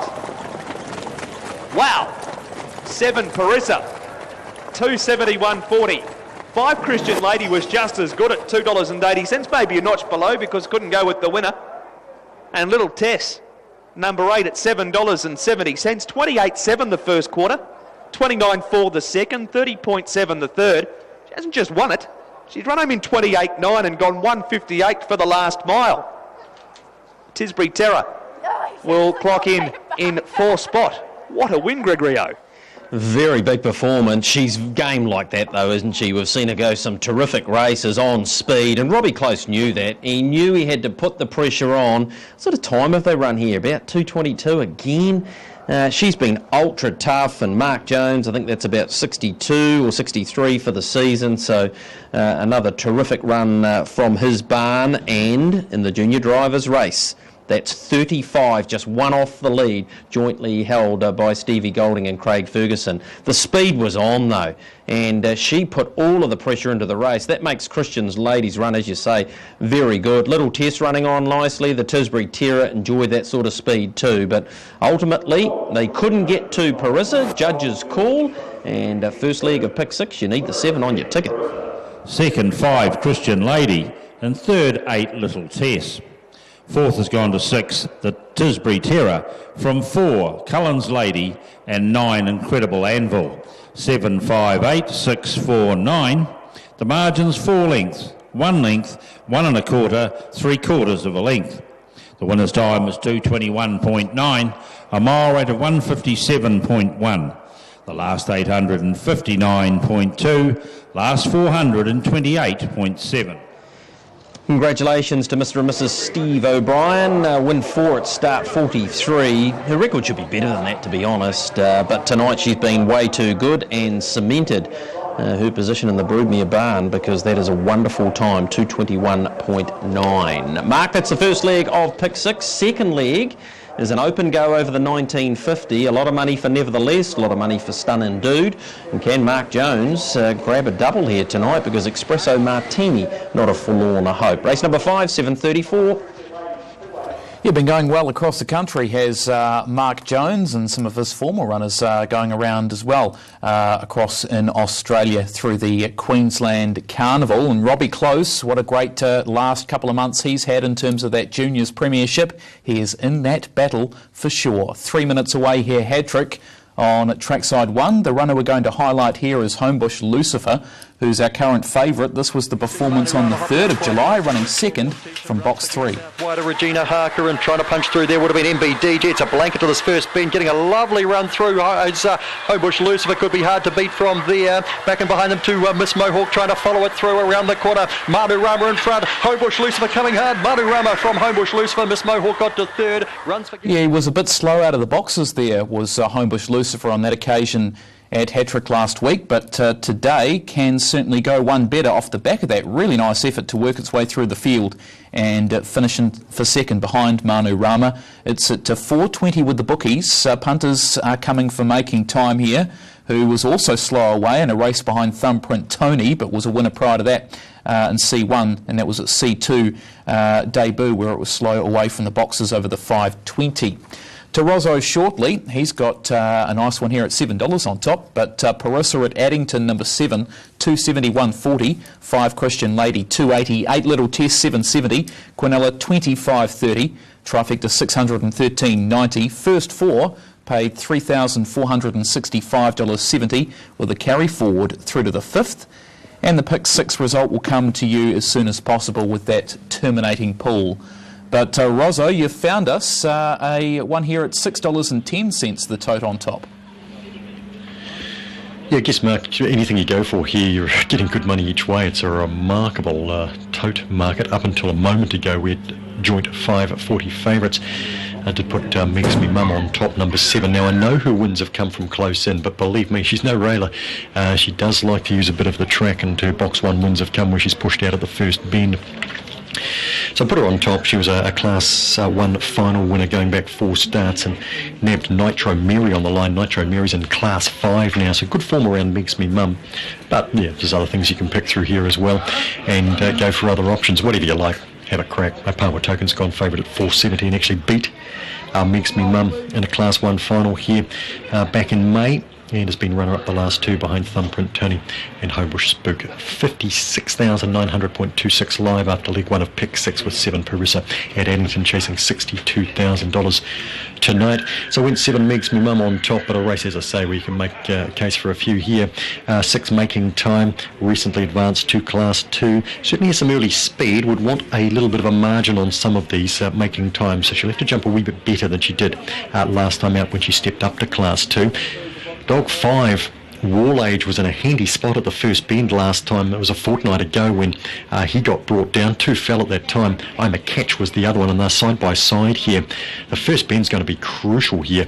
Just if dogs like that can get around. If Wall Age had got around successfully, it's quite a strong dog, and it would have been right in the fight, you would have thought, last time out.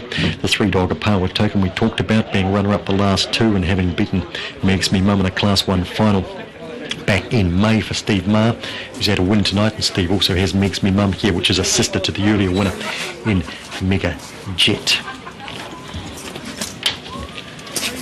Greyhounds to the boxes, race 7, first leg of a double treble, play 6, the Keenan Concrete Wanganui Class 2.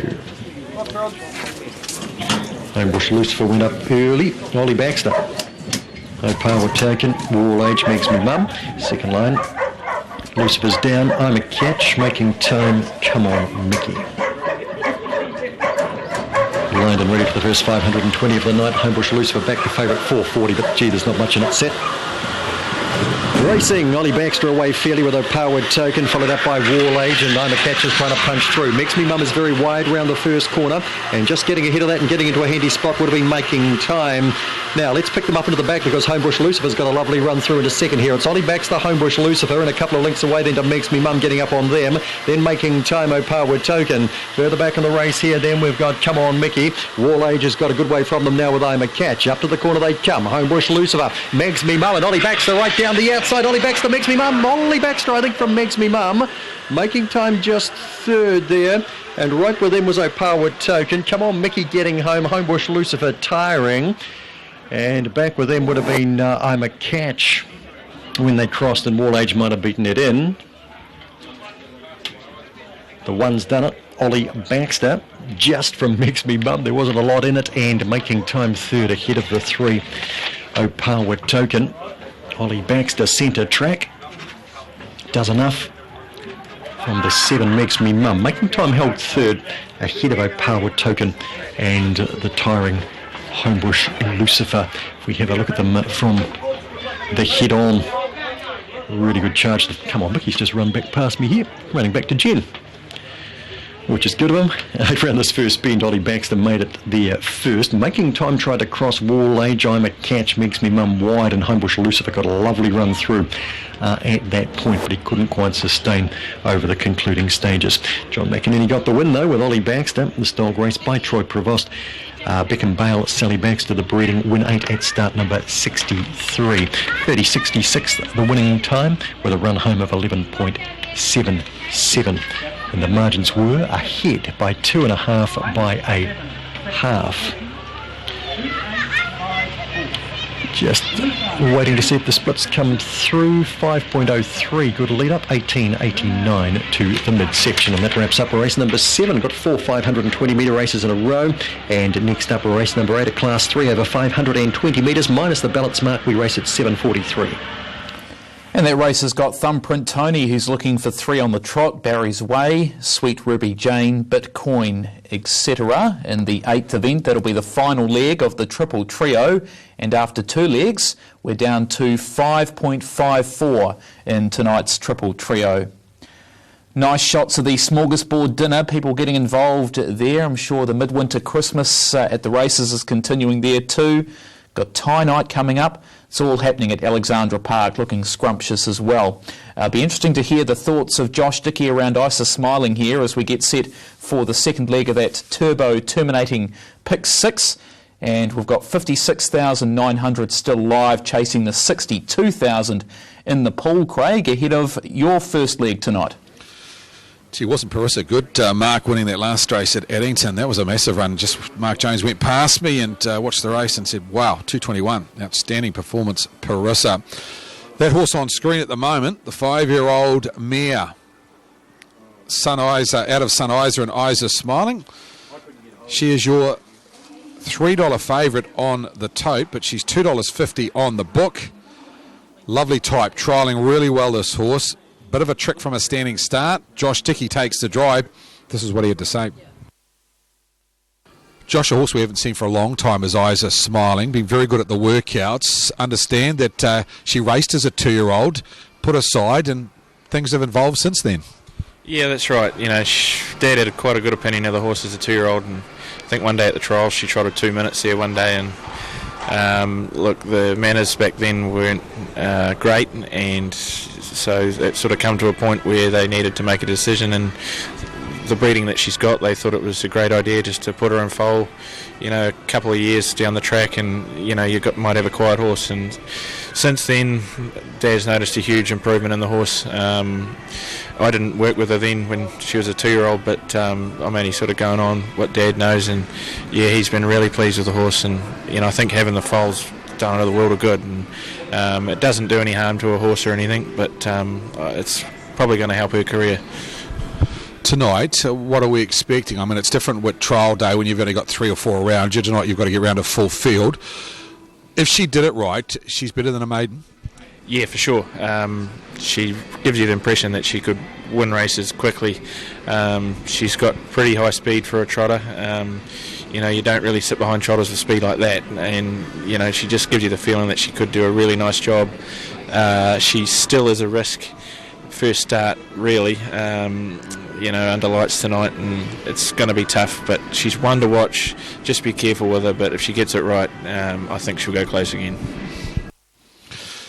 Yeah, I know Josh and John have a high opinion of this mare. Earlier on in her career as a 2-year-old, Josh was saying that his dad thought that, he was up to anything going around at that stage. Obviously, matters with a problem with her, and they put her aside. She's had a foal. She's come back into racing trim, and her trials have been really good. Last Saturday, very, very impressive. The key is the first 50 metres. If she trots away, it's not usually inside galloping after the start. It's galloping at the start. So $2.60 for a maiden trotter is pretty short, but I think she's got the wood on most of these trotters if she did it right. As you say, maiden trot, not easy first up under lights, but very nice mare this that will win races. Eyes are smiling. I put her on top. I thought runner number 5, trained by the Ray Green team, Zach Butcher aboard, Rain de Chatan, very, very impressive at the workouts a couple of weeks ago. The same day as Eyes Are Smiling trialled, this one trialled as well, and I don't think there was an awful lot between them. This one's a 3-year-old by Love You, owned by Lincoln Farms. Had an excuse last start. I'd stay with it. The money's at $9. Certainly up to winning this race if it does it right. Runner number 5. Kauai Monarch, nice trotter again. Another one with ability that's been missing away. Good 4th last start after making ground behind Majestic 1. And I put Paula Moore in by Love You at a bright Paula from a predominantly winning family. This one from the Michelle Wallace and Bernie Hackett team. Tony Hurley takes to drive. Had a gallop across the top. Would have finished a lot closer, bar for that gallop when running 3rd last start. So I marked them 10, 5, 11 and 7, and there's $1,000 on runner number 11, Kauai Monarch. Hearing through from Sal at the racing desk, and the best backed in multis in this race, runner number 10, Eyes Are Smiling. Aaron, a minute out from the 3rd tonight. You're with Kauai Monarch on top in the 3rd. He's got to do everything right, the Monarchy 3-year-old, but he's starting to get things right. An early gallop last week. He recovered well from that to be running home strongly for 4th. Mark Jones to do the driving. 10, Eyes Are Smiling. The Pegasus Spur mare, the full to flying Isa, has to be in the mix. Joshua Dickey on what it's produced at recent workouts. 9, 12 Monkeys, mixing her form, but she's quite capable of taking this for Michelle Wallace, and Michelle and Bernie got a strong hand in the race. Paula Moore was a good 3rd when last produced Tony Hurley. 11, 10, 9 and 7 for the 2nd leg of the Turbo Pick 6. Good to see that Pick 6 got over 60,000 again, so it just shows you when you put that guaranteed money up, and especially being terminated, people are getting involved. I think we've had, this is the 4th one, and every one of them has reached its target, so good to see people getting involved on a Friday night. Turbo, Pick 6, 3 at Addington, 3 at Alexandra Park. The first leg taken out by the favourite Parissa. Second leg, favourite here is number 10, Eyes Are Smiling, in the hands of Josh Dickey. Hearing through from Racing Desk, another $1,000 on Kauai Monarch. So the money coming for runner number 11, best back runner, and $2,000 on the favourite number 10, Eyes Are Smiling. Red lights on now, not far away from the 3rd tonight. TVH Parts handicap trot over the 2,200 metres. The Wallace Hackett team have 3 in race number 3 tonight. Paula Moore, Lady J and 12 Monkeys. For his call on the trot, here's Aaron. And starter Frank Phelan will call the Square Gators up to their barrier strand for the TVH Parts trot. First vintage Go Simon Go, a Cougar's Son, Landora's Amber, Rain Deja Tan, Wings on Fire, Paula Moore, Lady J and the Unruly Trio of 12 Monkeys, Eyes Are Smiling and Kauai Monarch. So 2,200 metres for the 3rd on the program tonight under the ribbon of light at Alexandra Park. Midwinter Christmas at the races and the barrier strands release. Paula Moore's come away in a gallop, as 2 Eyes Are Smiling, and also 12 Monkeys. Kauai Monarch safely on the journey. Go Simon Go, Rain Deja Tan, the first 2 out. Wings on Fire coming forward as Rain Deja Tan gallops into the first corner, as 2 Landora's Amber, and Paula Moore's galloped again as well. Now Lady J's moved up to 4th, the Cougar's Son 3rd back on the inside. They're followed by First Vintage, Landora's Amber back down and trotting. Kauai Monarch looking to get through the gallopers. Rain Day Jatan will settle to its outside, then 12 Monkeys. Further away in the field then to Paula Moore, and Eyes Are Smiling, the favourite, no chance through the back. TVH Parts Trot and Go Simon Go. Philip Butcher leading them along over Wings on Fire. Rod Balker's got the nice run in the trail, then a Cougar's Son.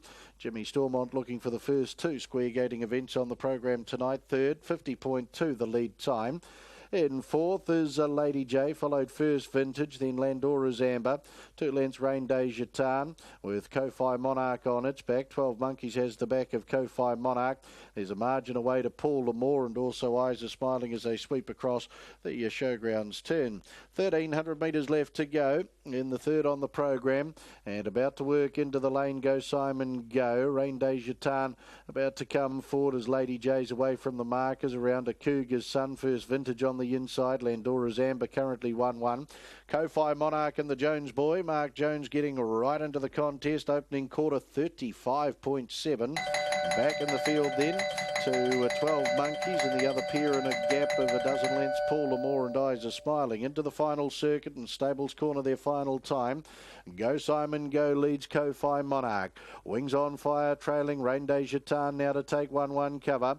A Cougar's Son 3 back on the inside. Then came Lady J around First Vintage. Landora's Amber and 12 Monkeys the last of the winning chances. 32 and 6 the second quarter. Go Simon Go into the back. Ko-Fi Monarch's only a length away, sitting second and parked, and Wings on Fire travels nicely in the trail. 1-1 to Rain Day Jatan around a Cougar's Son. First Vintage on the inside of Lady J, Landora's Amber, and 12 Monkeys looking to take off. 500 to go as they peel off the back. Go Simon Go with Ko-Fi Monarch up on the outside, the back straight quarter in 30.2, waiting for the passing lane. Wings on Fire as Lady J gets into the race for the Wizard. Todd Mitchell around Rain Day Jatan, a Cougar's Son and 12 Monkeys homeward bound. Go Simon Go. Ko-Fi Monarch. Lady J closes in down the outside. Then Wings on Fire. Ko-Fi Monarch goes to Go Simon Go. Lady J down the outside. Ko-Fi Monarch. He'll get his maiden victory tonight. Ko-Fi Monarch running into a pocket of Cougar's Son late. It's galloped across the line to a Cougar's Son in third. Second will be Lady J. Go Simon Go there for fourth. They were followed back on the inside to Wings on Fire, Rain Day Jatan. Then First Vintage out wider on the track was 12 Monkeys. Eyes Are Smiling blew it with an early gallop. Landora's Amber was back, and Paul Lamore also blew it with an early gallop. And 2:58.4 the time. 29.6 was the run home. 59.8 was the final half. Ko-Fi Monarch gets everything right tonight. A slow but steady start, and he trotted every step of the way tonight, and he just continues to improve with racing the son of Monarchy. Mark Jones for second. Lady J. Now a Cougar's Son ran up into a pocket at about the 75 for James Stormont. Has galloped. There's the siren, so the stewards will look to see if a Cougar's Son has been lapped on here. Go Simon Go to its inside, and also there was Wings on Fire, the TVH Parts Trot. I think he's a trotter we can follow now that he's doing things right. Ko-Fi Monarch, his name.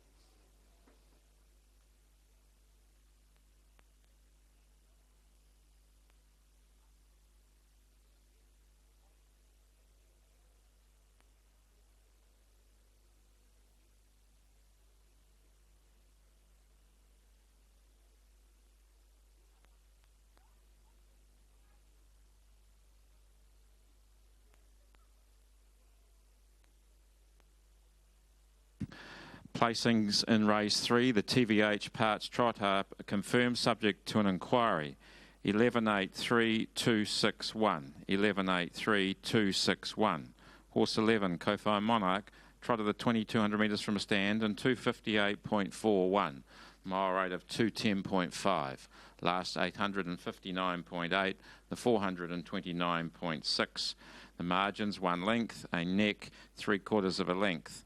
11-8-3-2-6-1, all confirmed. Race 3, TVH Parts Trot, subject to an inquiry. 11 Ko-Fi Monarch back at the head of the field. A Monarchy Brown 3-year-old gelding out a surprising Raced by J.G. Hartnell and Mrs. DJ Hartnell, the breeders of Ko-Fi Monarch, and he just continues to improve with racing. Did everything right tonight for the Jones boy, back into the victory circle. Pretty happy with his efforts too, isn't he? Ko-Fi Monarch there into the victory circle. Mark Jones also the trainer.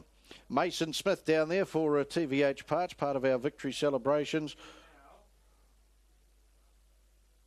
Auckland Trotting Club steward David Turner in attendance there with the victory celebrations with Ko-Fi Monarch. 8 Lady J for second, Majestic Sun Indicator, brown 4-year-old mare, R.C. Johnson, Miss J.H. Cole and Ms. M.J. Wallace, the owners. Michelle Wallace, Bernie Hackett, trained at Waiuku, and Todd Mitchell. And in for third, 3, a Cougar's Son Monarchy, 5-year-old bay gelding out of Yummy Lace, the subject of the inquiry, though, a Cougar's Son, raced by Mrs. K.M. Blanchard and Ms. C.L. Ball. Peter and Vaughan Blanchard trained at Pukekohe, and James Stormont did the driving. Totes, number 11, Ko-Fi Monarch, returns 460 and 210, 460, 210. 8 Lady J, $3.60, 360, and 3 a Cougar's Son Provisional, $6.50, 650. Quinella, $50.10, 50.10.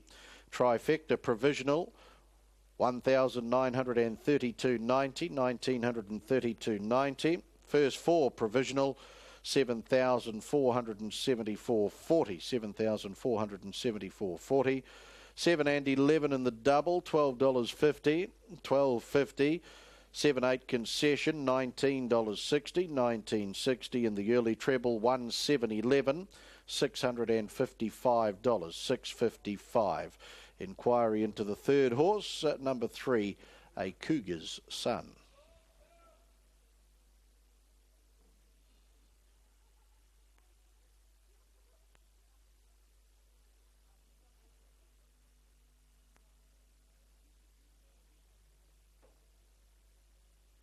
The contestants for the Jewel Sulky Race 2 are coming forward now.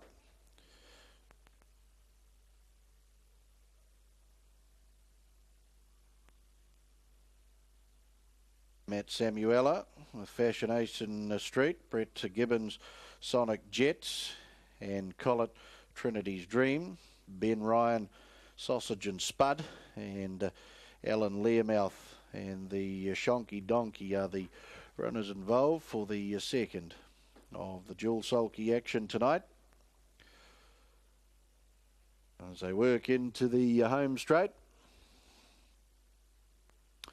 And we're just about there. Starter Frank Phelan, second of the Jewel Sulky action, and we're underway. And Alan Learmouth off the inside with the Shonky Donkey out fast, but great speed out wide. Brett Gibbons and Sonic Jet living up to its name and will cross and get the lead with a circuit to go. They're followed by Matt Samuela and Fascination Street sitting park. Back on the inside, Ben Ryan and Sausage and Spud. And up on the outside, Ann Collett, Trinity's Dream will be the last as they pace out to the 800 metre mark. We're taking up the running Brett Gibbons and Sonic Jet. From getting that nice run in the trail is Ellen Learmouth and the Shonky Donkey. Sitting out parked is Matt Samuela and Fascination Street. Back on the inside, back second last, Ben Ryan and Sausage and Spud, and Ann Collett, Trinity's Dream last in the 1-1. So the Jewel Sulky race to the end of the back straight and about to work the showgrounds turn. And in front, Brett Gibbons and Sonic Jet. Leading by a length up on the outside, Matt Samuela and Fascination Street. Punches right through there and gets right on the speed early. That will be part of the intrigue around this one. Mark Mack, as we come to you. Thanks, Greg, and 270 Stunning Dude. I've got it on top.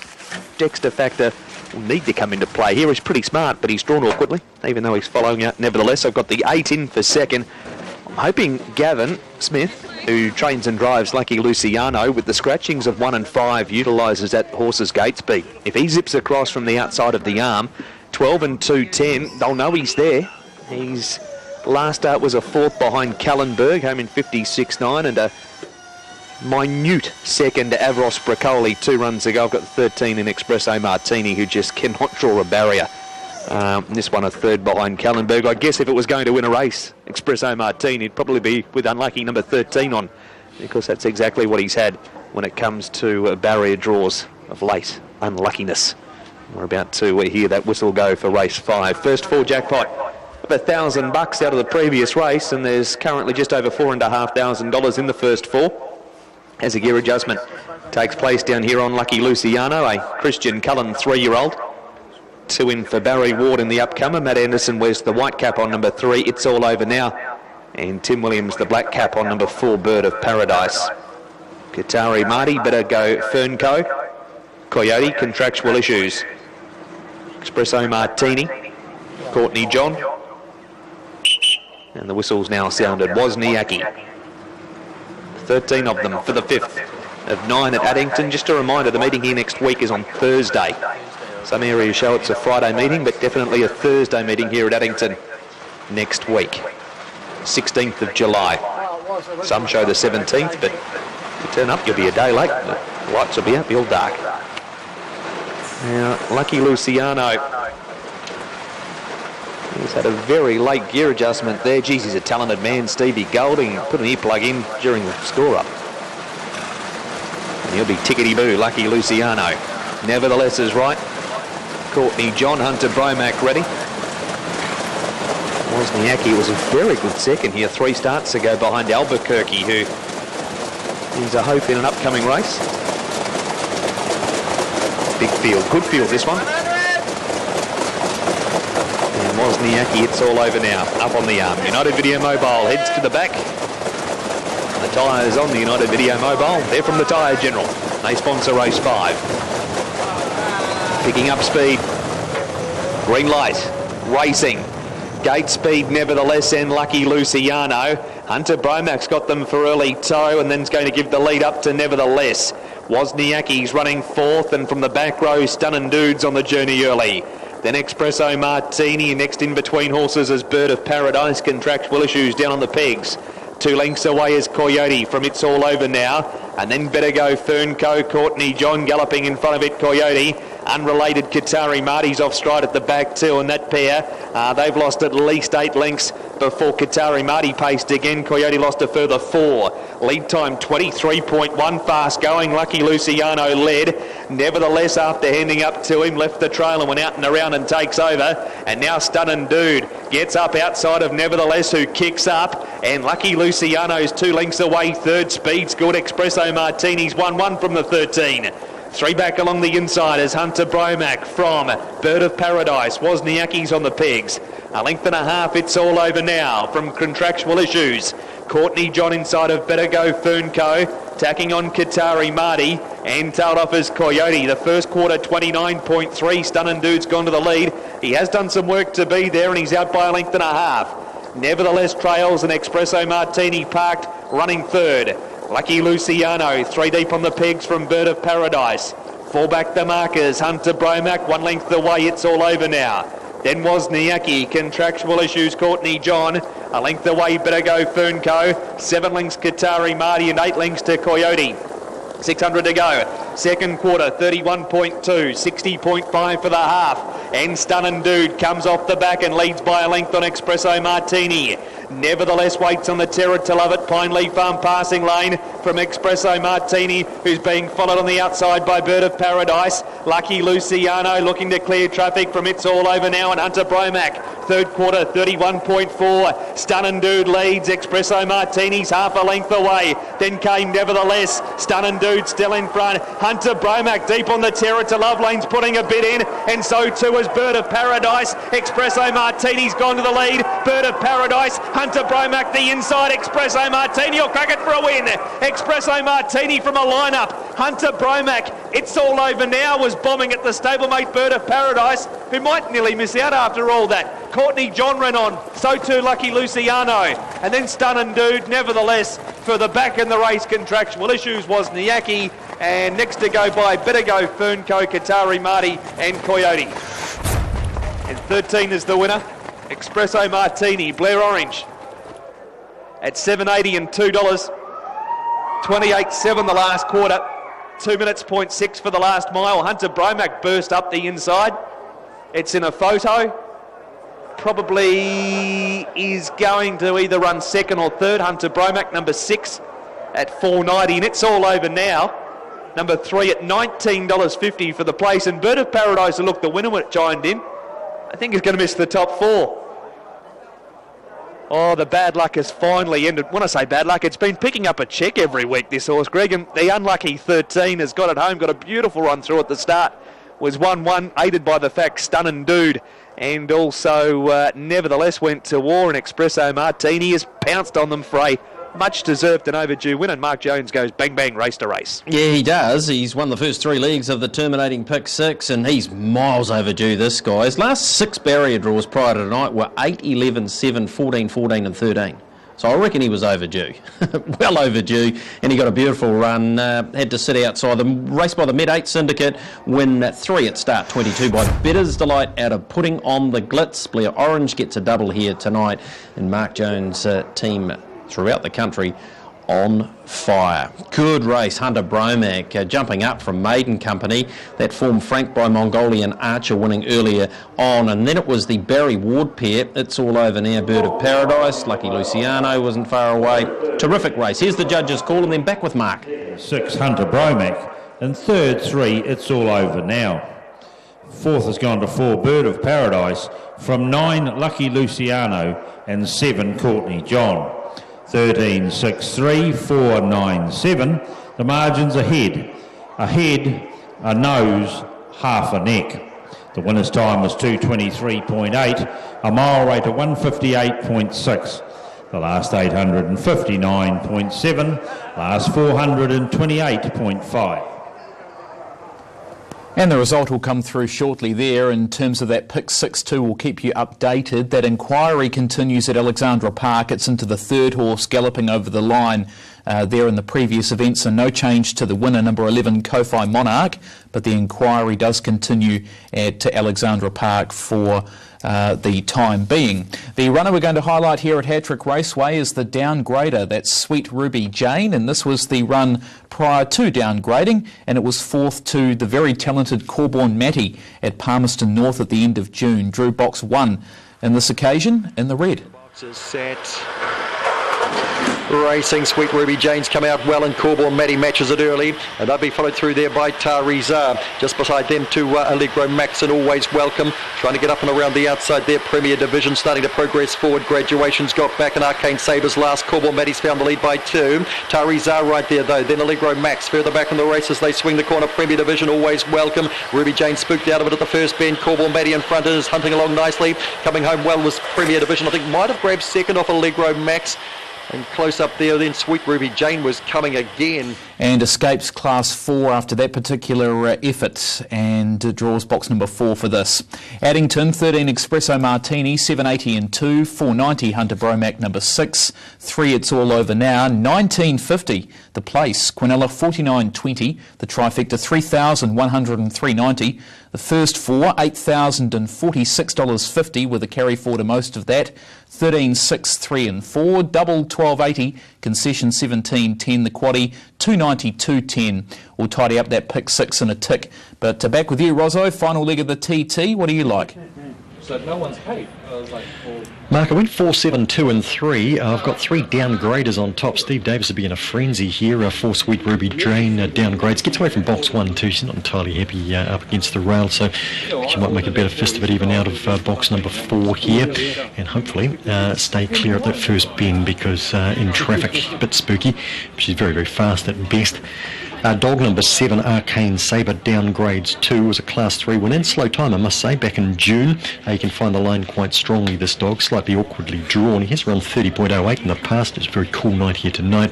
Dog number 2, Opawa Jackie, you could argue, is the special downgrader, because since she won a Class 3 here, she's lined up in 2 Class 4 and 5 races, then a heat of the Group 1 New Zealand Breeders, and then the fourth 2-back was behind Corborn Grader Jack and Corborn Matty. So lots to like about Opawa Jackie, and what she's done recently as she downgrades here will find life a whole lot easier.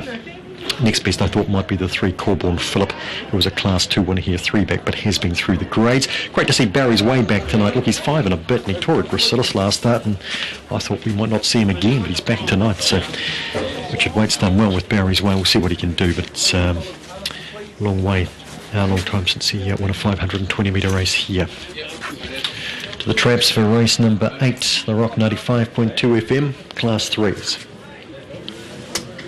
Off the inside, Thumbprint Tony going for 3 straight. Corborn Phillip, Bitcoin, Arcane Sabre. Second line, Opawa Jackie, Sweet Ruby Jane, More Salt Needed. And the outside, Barry's Way, and the favourite Sweet Ruby Jane at 3.30. Start crucial for her, and here comes the bunny set.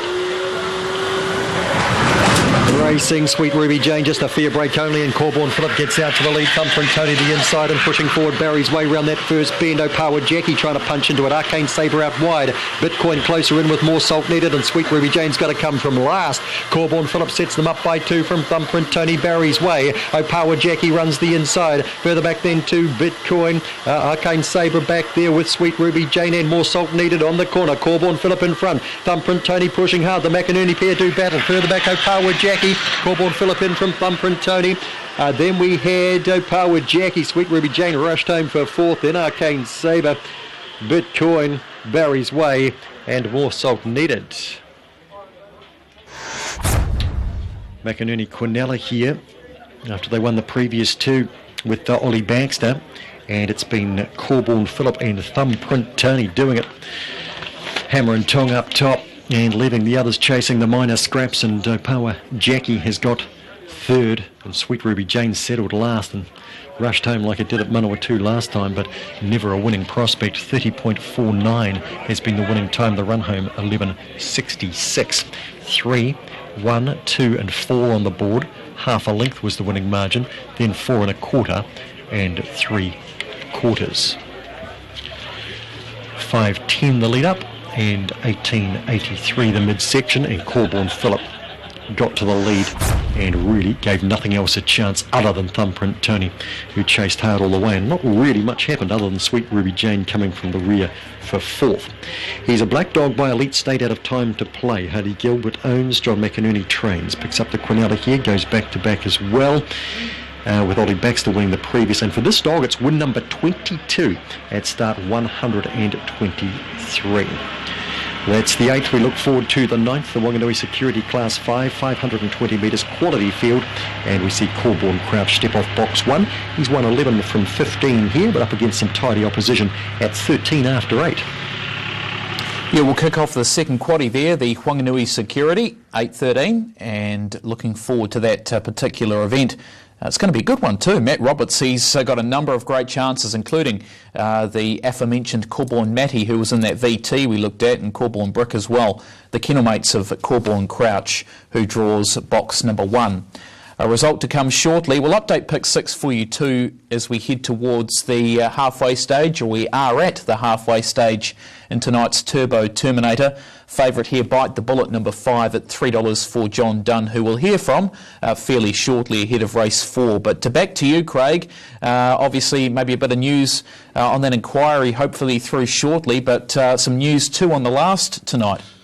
Yeah, unfortunately, Mark, pre-post favourite in the last, race 9, horse number 2, Cyclone Kate, is a late scratching. So race 9, horse 2, Cyclone Kate, a late scratching, I think was your early favourite in the fixed odds. So down to a field of 5 in the last mark, and unfortunately she would have been probably the one to beat in the last. But she is out. No news on the inquiry at this stage. It is still, in fact, I can tell you now, change of placings, 11, 8, 2 and 3. 11, 8, 2 and 3 mark just coming through. So Go Simon Go will be promoted to 3rd. 11, 8, 2 and 3, the new numbers in race number 3. Let's get to John Dunn.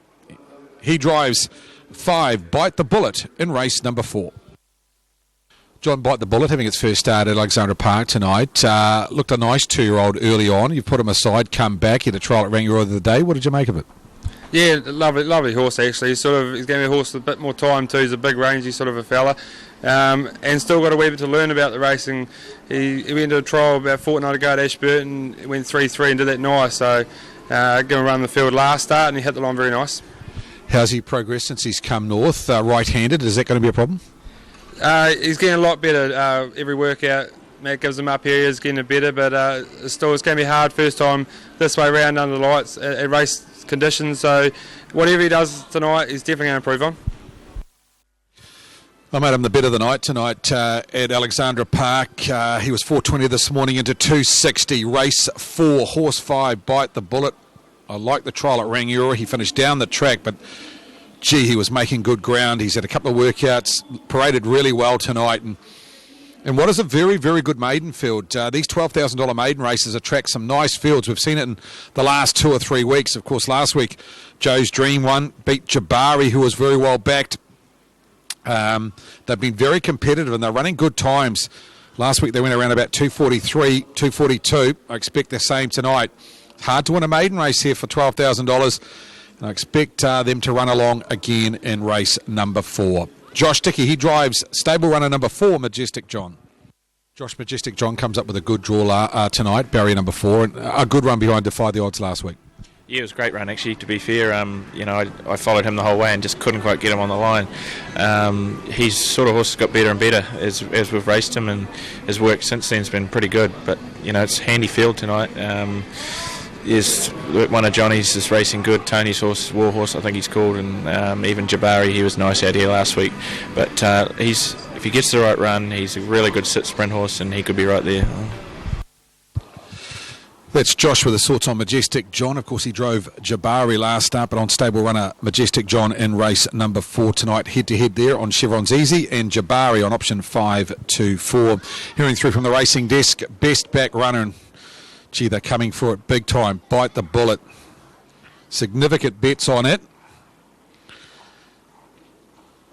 They've taken $1,000, $500, $800, $600, $500, and another $800. All up, around about close to $8,000 to $10,000 on runner number 5, Bite the Bullet. Pick 6, Can Tell You, Parissa, Kauai Monarch, and Espresso Martini, 1,585 live, chasing down the 62,000. This is the 4th leg, race number 4 tonight. Outside the top couple here, I thought War Horse has been going very well, trained by Tony. $4.90, $1.40, 5 starts, 4 placings. Drew beautifully at barrier 3 last start, draws to the second row here, following out one of the roughies in the race. We'll need a little bit of luck, but he's been going good, this horse. Of course, owned by the Kennards. Neil Pilcher loves those Courage Under Fires, and War Horse. He'll pick up a maiden very shortly, and it may well be tonight. Look very well going on the track for Tony Hurley. Race 8 at the Wanganui Dogs, 3-1-2. 3-1-2. Corborn Phillip takes out race number 8 at the Dogs. I thought Concord had a lot of merit in its first up run, back from a spell at Auckland last week. Really never got left alone in front, and first run back did a very good job. He's drawn awkwardly at the second row. I believe they've got a gear change on him tonight. 12 Concord, got to be in the mix. He's at $9. He's certainly each way if you like the Stephen Reid train runner. With all the money coming for Bite the Bullet, you're getting overs for a few in this race. Horse number 12, Concord, backable at the $9. I marked them Bite the Bullet on top to beat Concord, War Horse, and I put a number 6, Jabari, who was a significant plunge horse last week, and the plunge nearly came off. Simon Lawson takes the drive for Kevin Chapman, who had a winner last night in 4-star Shiraz. That big money at Cambridge. The Chapman team going well at the moment. For me, 5 is special to beat 12, 10 and 6. Aaron, as I come to you, these maiden races have been competitive in the last 3 weeks here. Last week taken out by Joe's Dream in around about 242. Yeah, you did right there, and of course $4,500 jackpotting through out of that first 4 out of the previous race too, so that pool building up nicely to around $10,000. I was 10, 12, 3 and 6 with the War Horse. He continues to race well. The Courage Under Fire 3-year-old Tony Hurley knocking on the door for a maiden victory. 12 Concord will certainly strip a lot fitter tonight. We'll put in the 3 Chevron's Easy, produced a good black book effort last time, and 6 Jabari, a nice debut second. 10, 12, 3 and 6 for me. Thanks, Aaron. Of course, our feature race tonight will be for the Trotters later on in the program, and it's going to feature Al Bundy. We're in second to One Over the Moon last week. Vulcan goes round. Good to see Leanne's boy back on the track. We haven't seen him since the end of August, early September. Of course, good enough to win, I think, 5 of about 15 or 16 starts, Leanne's boy. Nice to see him back at the track today. Barry's in there, saw George Gray. And Mark Jones had a wonderful night. Son of Lindeni takes its place in race number 6, the trot tonight. That goes off at 8:54 here on trackside 1. And behind the mobile for the 4th tonight. Good luck if you're alive in the pick 6 tonight. It's been a Mark Jones affair tonight with 3 wins in the pick 6. He drives Chevron's Easy in the 4th. All the money's with runner number 5, Bite the Bullet. The big mover, 420 into 250. Here's the runners come to the corner for the 4th. The Smith & Partners Mobile Pace, 1584.29 left in the turbo terminating pick 6. Bite the Bullet, the favourite. Just a wee bit awkward around the turn. Got the head on the side. He'll be taken back off the gate here, the favourite, and giving John Dunn a wee bit of an awkward drive in the early stages. First out will be Majestic John over Chevron's Easy and Jabari Tai Chi. Now Concord and also Warhorse, lovely runs through from the second line. Then off stride is Winberg Courage into the stables corner. Getting around that is Bite the Bullet. Back on the inside, the Keystone Kid. And Sky Art was hampered with that gallop of Winberg Courage. Will settle last. Up into the back they go, and Jabari's about to get around Majestic John. Jabari and Simon Lawson in third. Chevron's Easy and the Jones boy Mark Jones. 2 lengths Tai Chi. Warhorse left park. Concord 1-1. Dory D on the inside of that pair. Then the grey, the Keystone Kid, a length and a half away. Bite the Bullet, followed Westburn on the inside, Winberg Courage, and to its outside is Sky Art. 42 and 4 the lead time as they work off the back and sweep across the showgrounds turn.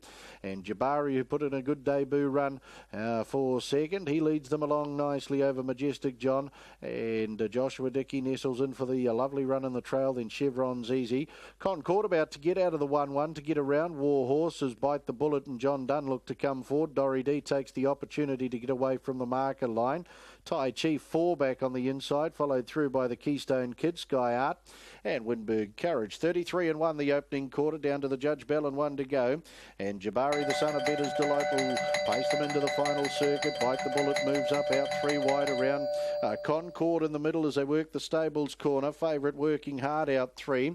Majestic John's had the lovely trip in the trail, then Warhorse and Chevron's Easy the inside, then Dory D around Tai Chi, Sky Art around the Keystone Kid, and Winberg Courage last, 31 the second quarter. Into the back goes Jabari, still Bite the Bullet, caught out 3 wide around Concord the centre. Back on the inside Majestic John. Warhorse in 5th as the favourite gets outside the speed now. Then Chevron's Easy back on the inside, followed through by Tai Chi and Dory D. The Keystone Kid, he's back in the field on the inside of Sky Art, who's looking to take off now for Zach. And back last as they sweep across the top, Winberg Courage. The back straight quarter completed in 29.4. Jabari Bite the Bullet. Majestic John waits the passing lane. Concord Warhorse start their runs with Sky Art. Chevron's Easy waiting for gaps on the inside. Jabari for home. Bite the Bullet, Majestic John, Concord Warhorse down the outside. Then Chevron's Easy. Sky Art starting to lengthen hard out wide. Jabari. Sky Art is flying down the outskirts. Majestic John slips through to get the win. Majestic John beats Sky Art. Jabari third, then Chevron's Easy, Bite the Bullet, Dory D. Concord the next. They were followed the next across Warhorse, the Keystone Kid, Tai Chi and Winberg Courage to be the last in 244.7, 58 the half and 28.6 the final quarter. Majestic John, after a lovely trip in transit. Joshua Dickey at $9.60 and $3.10 will secure the 4th leg of the turbo terminating pick 6 tonight. Backing up some good form too, the Christian Cullen 3-year-old. And for the Bracken Racing Syndicate and John Dickey, the owners, gets the win. Sky Art flashes home down the outside. He'll get second. Jabari, he'll fight on to just grab third in front of Chevron's Easy and Bite the Bullet. He'll take plenty of experience out of his first look at Alexandra Park. Didn't give John Dunn the best of drives out there tonight, but he'll save for another night. The Smith & Partners Mobile Pace goes the way of number 4, Majestic John.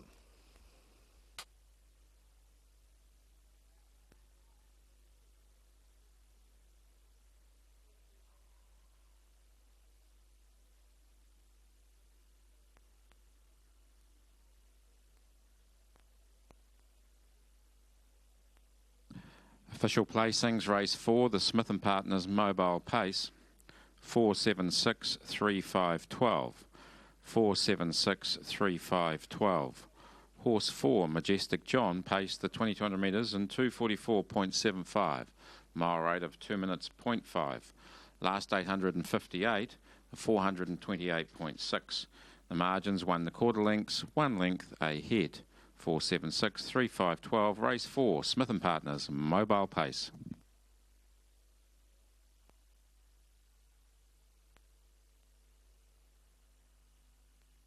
Majestic John to come back at the head of the field. Raced by Brecon Racing Syndicate and John Dickey, Christian Cullen, Calicia, 3-year-old Bay Gelding, bred by Bruce Spurdle. John and Joshua Dickey, the trainers out of Clevedon, and Joshua Dickey, after a beautiful run in transit, has slid through in the home straight to take the Smith and Partners Mobile Pace in good fashion to secure his maiden victory at start number 6 tonight. We'll come back at the head of the field, Majestic John. Peter Smith and guests down there to greet Majestic John back into the victory circle. Auckland Trotting Club steward Gordon Robertson also down there in attendance. 7 Sky Art, Rockets home for second. Art Major, 3-year-old Bay Gelding out of Sky Beauty, raced by BA and Mrs. H.A. Hedger and G.C. Sweeney. Barry Purdon trained at Clevedon, and Zach Butcher and Jabari, number 6. Better's Delight, Tamarin Brown, 3-year-old Gelding for third, raced by G.A. Igo and K.K. Chapman. Kevin Chapman trained at Amberley. Simon Lawson. 4 Majestic John, $9.60 and $3.10. 9.60, $3.10. 7 Sky Art, $3.20, $3.20. And 6 Jabari, $2.40, $2.40. Quinella, $65.90, $65.90. Trifecta, $702.60, $702.60. First 4, $4,910.70. $4,910.70.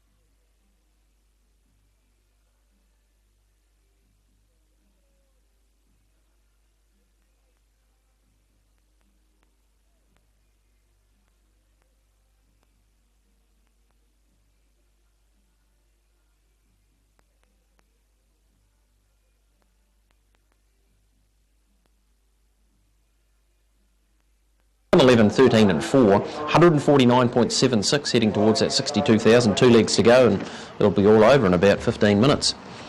Very good race this, plenty of chances, dropping back in grade. Trickstar gets an off the front here nicely, Jean Sebastian the same, Lisa Marie P the same. Should be a terrific battle this, Mark Mack, as I come to you in a race that all the juniors want to win. And that will make it an even more exciting race, Greg, with $5.20 favourite, about fair too, because you expect the speed to be on, the moves to be plenty, and Aaron Chief's hard to go past. The way it's been able to step out of maiden grade, mind you, There's some decent horses drawn off the 10 metres here. Horses like Star Commando, Natural, Kylie Castleton, Blue Dawn, Clean Break. Was very good at Blenheim on the first day, beating John Sebastian. Galleons Royale fresh up. That'd be the greatest result in the race if Galleons Royale could win. Lovely piece by Matt Cameen in today's press too about Lauren Lester and the connection with Colin and Julie De Philippi and what it would mean to her to win the race, and she has felt the pressure leading into this. You can get a hold of the press. Just checked, it wasn't on the website at the moment, but hopefully they might be able to put it up there. Just a nice little piece by Matt, fitting in the lead up to the race. Peter Hoff and William Lance, and the 15 of them are at the start. This is the Darren De Philippi Memorial for the junior drivers. Pammy's Boy, Aaron Chief, Trickstar. A couple of those star colours in the money already tonight. Roostar third in the first here. Mobstar, a winner up at Alexandra Park. And Robbie Close has the drive on this one for Amber Hoffman. Pammy's Boy, Jack Harrington, Aaron Chief, Jess Young. John Sebastian about to come round. Jeremy Markham, he too. A former member of the De Philippi barn. In a race that Red would no doubt love to win this one. Clean Break, Kylie Castleton. Galleons Royale, Blue Dawn. William Lance. So they're somewhat getting organised down there for our feature race tonight. Got another first full jackpot out of the previous of 7,000. The first four just about matching the win pool at the moment. It's not too far short of 20,000. Being a junior drivers, it's well worth getting involved in if you've got time to do so. A Brookside Colt yet to straighten up, so you've still got a little bit of time, although it's starting to come around now. Brookside Colt. Clear there, Dennis, clear there. Lisa Marie P ready. Feature race. The juniors about to be sent away. Aaron Chief 450, 210. Don't get too close on 10. Now they stand just a group out wide that are delaying things. The others are standing superbly. A couple of attendants out on the track. It's with Brookside Colt.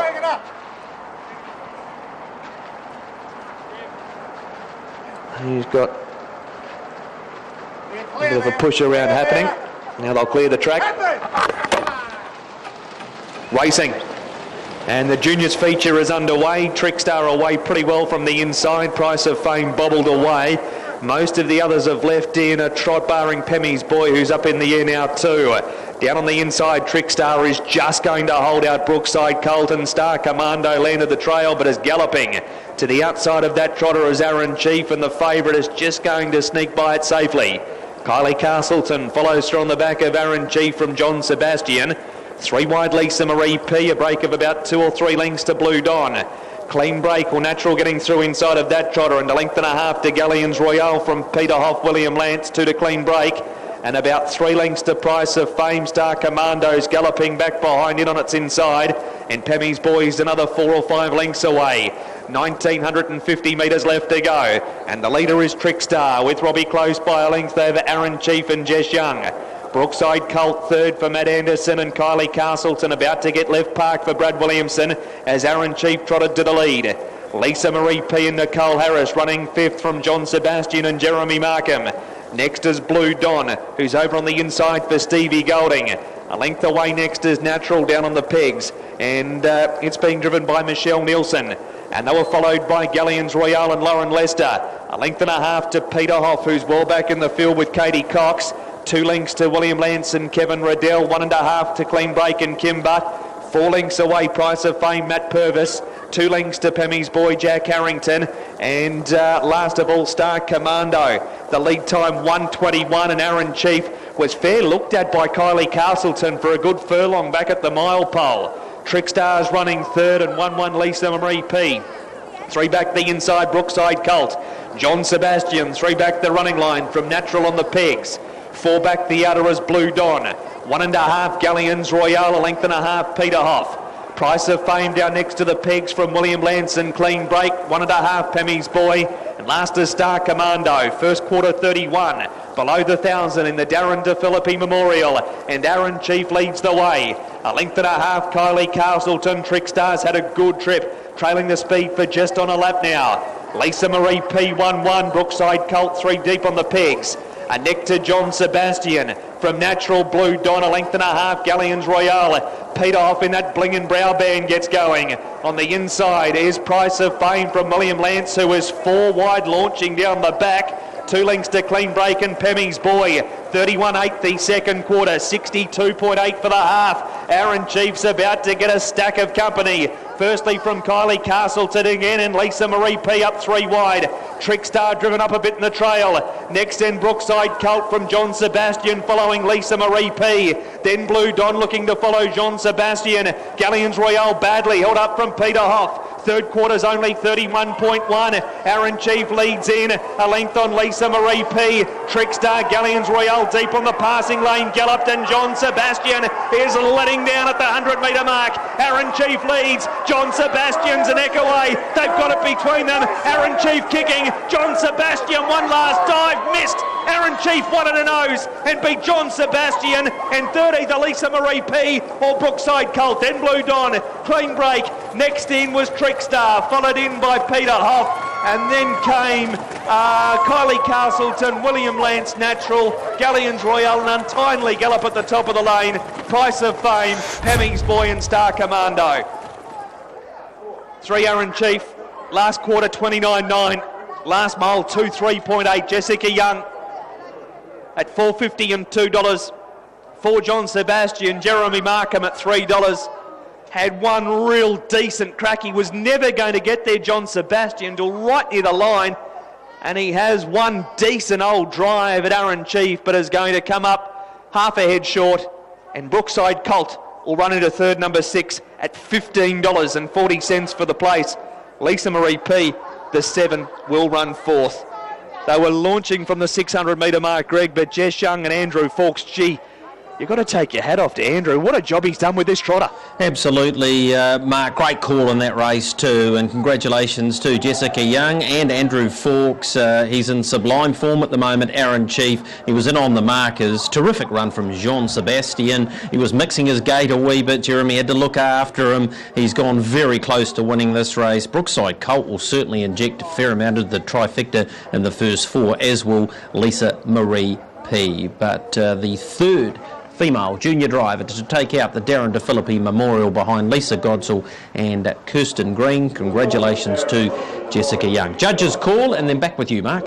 3 Aaron Chief, second 4 Jean Sebastian, and third 6 Brookside Colt.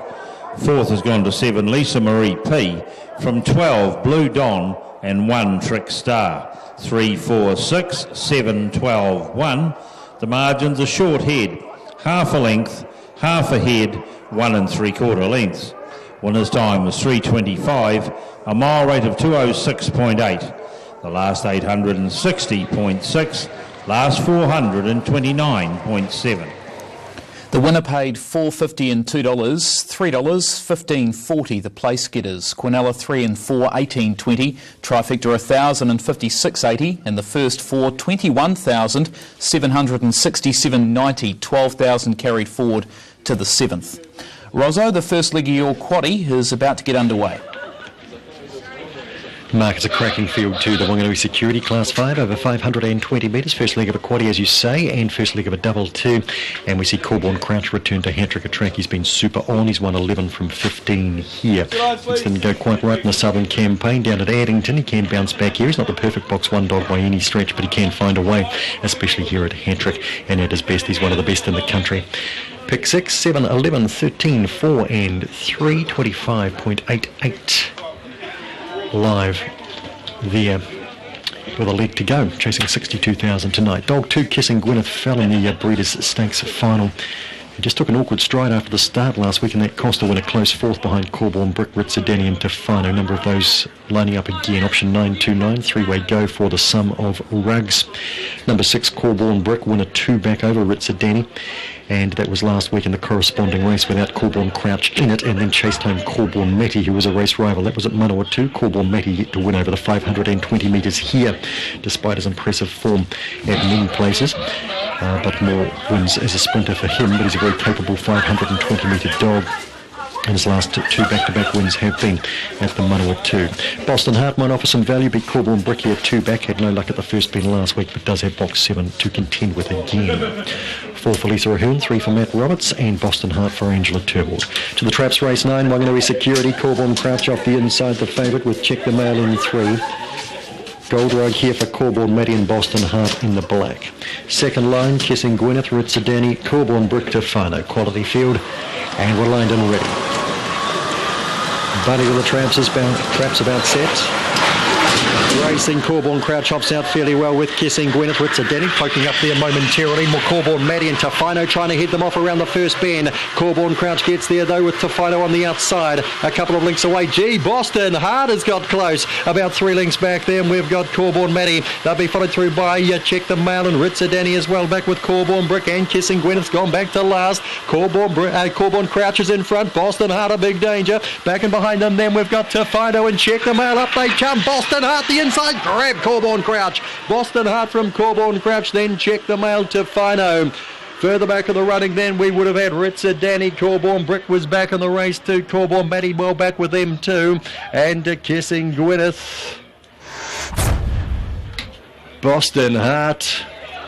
He looked the winner a long, long way from home here, because he's strong. And he was stalking the pace in the back straight, and Corborn Crouch found the lead, and he's a very good dog, and he's a strong middle distance dog, but he's got Boston Heart on his tail here, and Boston Heart drove through on the inside and has got up to score from Corborn Crouch, and a margin back the others headed by Check the Mail and Tefano. 30.25 the winning time. Half a length the winning margin by 5 by 3/4. Other details to follow. 5.09 opening split, 18.71. The midsection run home 11.54 was good. Into that first bend, Tefano got there. Corborn Crouch held the rail, and Boston Heart just slotted into a beautiful spot. And has taken this out in good style, Boston Heart. A dog by Flying Penske out of Aprilia. Dragon Dodich, the owner, Angela Turmoil, the trainer at Foxton, win 12 at start number 44. That has been the 9th. Another 520 metre race upcoming. The 10th, it's for the Class 4s. It's the Aon CPF. There are some Class 3s in the race. In fact, it's a 50-50 split, Class 3 and 4. And race number 10, the first leg of the last treble mark, due to go at 8:43. And that'll be the quad second leg also. Here's a result of the first leg, race number 9, and that's gone to Boston Heart. Good effort. Tough first leg of the quaddie though, punters wise. 7 pays $14.50 and $3.20 Boston Heart. 1 Corborn Crouch $1.50. 3 Check the Mail $3.70. 1 and 7 $18.10. 7 1 3 $420.90. $4,140.90 on 7 1 3 and 8. And the 137 TAB treble paying $345.60. 1 3 and 7 race 9 on the meeting code of 9. We've got Alexandra Park on the way here, TAB Trackside 1 Friday evening, and Pick 6 about to wrap up. And as we saw before, 25.88 live units after the previous at Addington Raceway, where Aaron Chief was successful there in the Darren DeFilippi Memorial, and Jessica Young successful there in the feature event of the evening. Really nice performance indeed. Back to Alexandra Park we go, so inside 6 minutes out for this event here at the park, and looking forward to this race. Charleston Bell favourite, 220 fixed and 290 on the tote, support 2 for Liberty Sticks and Culinary Delight. John Dunn taking the drive there, and I'm sure we'll hear from him. So we're about to wrap up this Pick 6 tonight with over 60k terminating here, Craig. Yeah, thanks, Mark, and have got the wall pace for the Pick 6 tonight with runner number 1, You Better You Bet. The dividend is 182,000 now. Obviously, that's the pool, so there'll be a percentage on it and being terminating, 182,000. Runner number 2, Royal Kate, is not covered. Runner number 3, Culinary Delight, is 21,000. Runner number 4, Charleston Bell, is your favourite, 5,100. Sahara Zona, 16,781. Runner number 6, Shards Phoenix, again a percentage, 147,000. Runner number 7, Unmissable, 72,000. Runner number 8, Liberty Sticks, 11,540. And runner number 9, Miss Lara, will be the pull, 620,000. So 10% unit on runner number 9, Miss Lara. Those your will pays tonight for that Turbo Pick 6. 25 of you live, or 25 tickets live, going into the last leg. Head-to-head, option 525, Culinary Delight versus Liberty Sticks. John Dunn, he drives runner number 3, Culinary Delight, and this is what he had to say. John, we've talked about Culinary Delight before. You like her when she can draw near the speed and race on the speed, and she gets a chance to do that tonight. Yeah, she does, but she's actually let me down a couple of times up here. Sort of thought she'd go a lot better than what she has. She's sort of been hanging at the bad stages of the race and sort of costing her valuable ground. So they've gone home, been a fortnight now. They've made a few gear changes, so hopefully it does the works the trick and comes out tonight and you see the real Culinary Delight. That's John Dunn with his thoughts about the mare by Liz Murray. She comes up with barrier 3. Quite a quick front row here. Royal Kate likes to get off the gate. Charleston Bell. Sahara Zone is more of a sit-sprint type, so I think gate speed will be from the inside draws here in race number 5 tonight. Option 510, the Driver's Challenge. If you want to still get involved in that, you can. It is still open up to race number 5. I marked 4 Charleston Bell on top. Hadn't had a lot of luck in the last couple of starts, this mare. Draws nicely tonight over the 1,700 metres for James Stormont. I thought she is the one to beat in the 4th. 270 on the tote, 225 on the book. Main danger is runner number 5, Sahara Zona. She is up for a harness plus bonus tonight if she can win, so nice incentive for her. A luckless last start. She has to be driven one way. She's not a mare that can rough and tumble it. She won't sit parked out and try and out-tough them. Her best go is to follow them till about the 200-metre mark or 300-metre mark and one run at them. When she can get that run, she's got a lethal finish on her, and I'm sure Phil Butcher will look to drive her that way if she can from barrier number 5. 8 Liberty Sticks was good last week. Super run and very quick last half. Was set up for a swooper and she got home well. She'll have to be driven the same again tonight from that same draw. Barrier number 8, not easy over the 1,700. She'll have to go back and one run at them.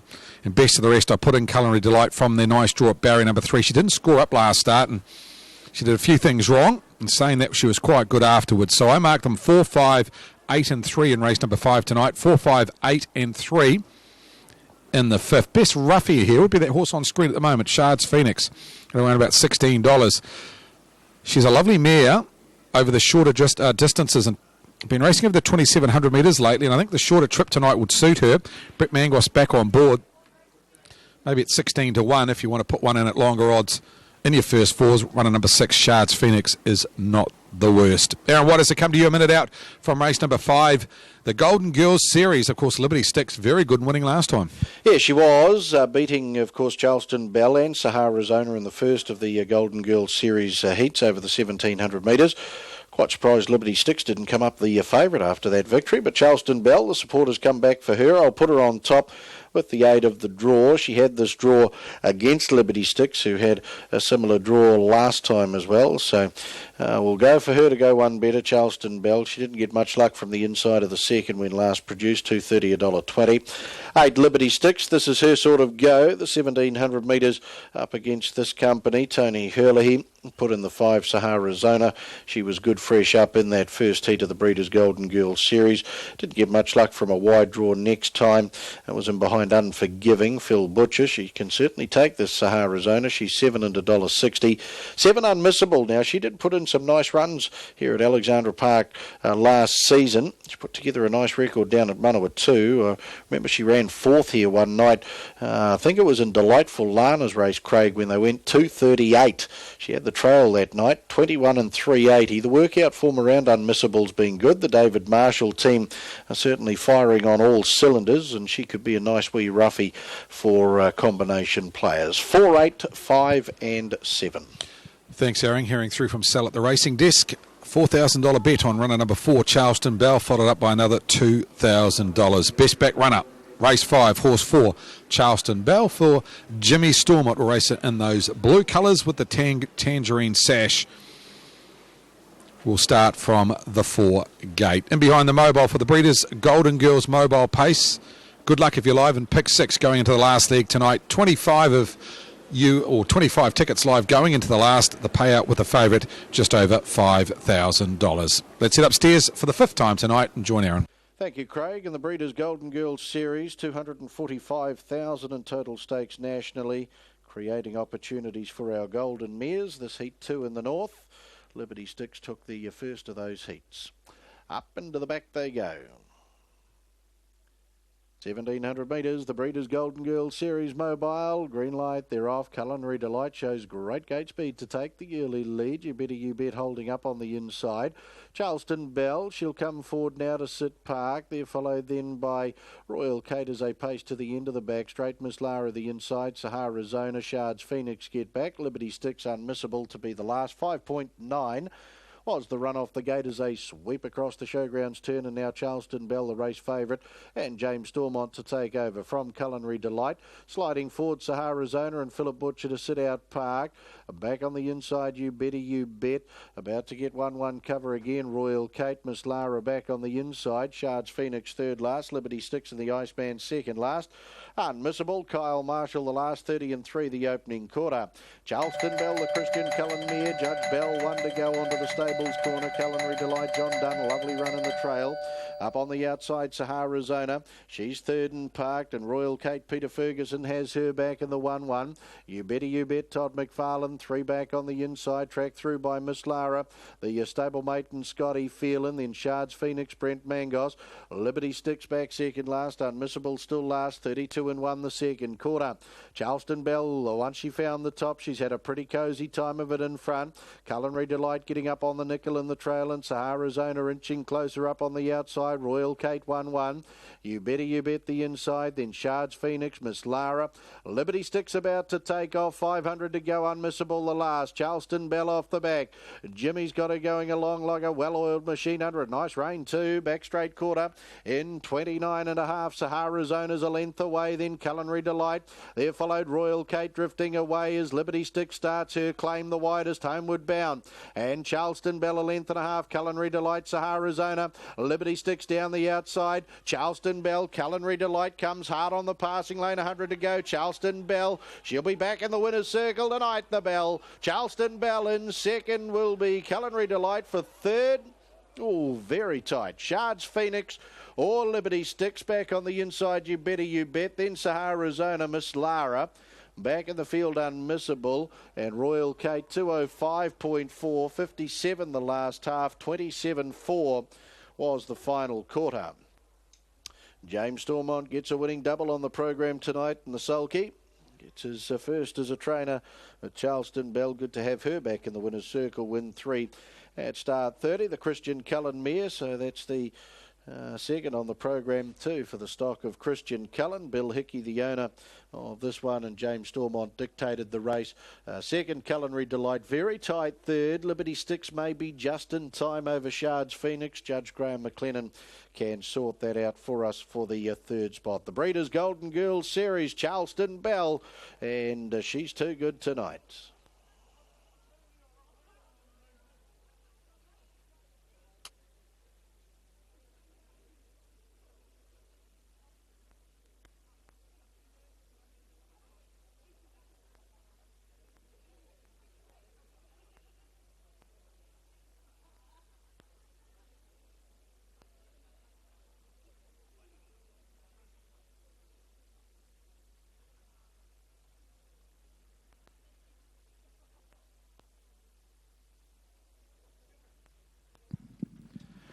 Official placings, race 5, the Breeders' Golden Girl Series Mobile Pace. 438-651. 438-651. Horse 4, Charleston Bell, paced the 1700 metres in 205.41. Mile rate of 158.7. Last 857, 427.4. The margin's 2 lengths, 4 1/4 lengths and O's. 438-651, race 5, the Breeders' Golden Girl Series Mobile Pace. Charleston Bell back at the head of the field, grabs her third victory tonight at start 30. Raced by Bill Hickey. Christian Cullen Brown, 4-year-old mare out of Elite Bell, bred by Platinum Breeding Limited and J. Abernathy. And James Stormont, the trainer driver out of Pukekohe, and Jimmy gets his second in the sulky tonight. And we'll bring Charleston Bell back at the head of the field. Auckland Trotting Club steward Roger Barnes will be down there part of the victory celebrations. Old Flossie down there too, the head of the horse. Bill Hickey goes in for the photo. Good to have her back. Charleston Bell is a winner under the ribbon of light here at Alexandra Park. 3, Culinary Delight for second. Lismara Culinary Affair, 4-year-old bay mare, raced by the Forests, PJ, JW and RW. Robert Dunn trained at Woodend Beach and John Dunn. And 8, Liberty Sticks. In for a third, the Washington VC Star of Liberty Brown, 4-year-old mare for the 3-putt number 2 syndicate. And the trainer driver there, Tony Herlihy. Totes and Charleston Bell to return $2.20 and $1.20, $2.20 and $1.20. 3, Culinary Delight at $1.90, $1.90 and 8, Liberty Sticks returns $1.50, $1.50. The Quinella $7 even, $7. Trifecta $32.80, $32.80. First 4 $130.60, $130.60. Double the pair of 4s at $34.30, $34.30. Concession 4 and 3, $25.50, $25.50. Early quaddy 7, 11, 4 and 4, $408.40, $408.40. And pick 6 tonight, 12.16 winning units. 7 Parissa, 11 Ko-Fi Monarch, 13 Espresso Martini, 4 Majestic John, 3 Aaron Chief and 4 Charleston Bell. 7, 11, 13, 4, 3 and 4. 12.16 winning units in pick 6, $5,106 even. $5,106 even for pick 6 tonight.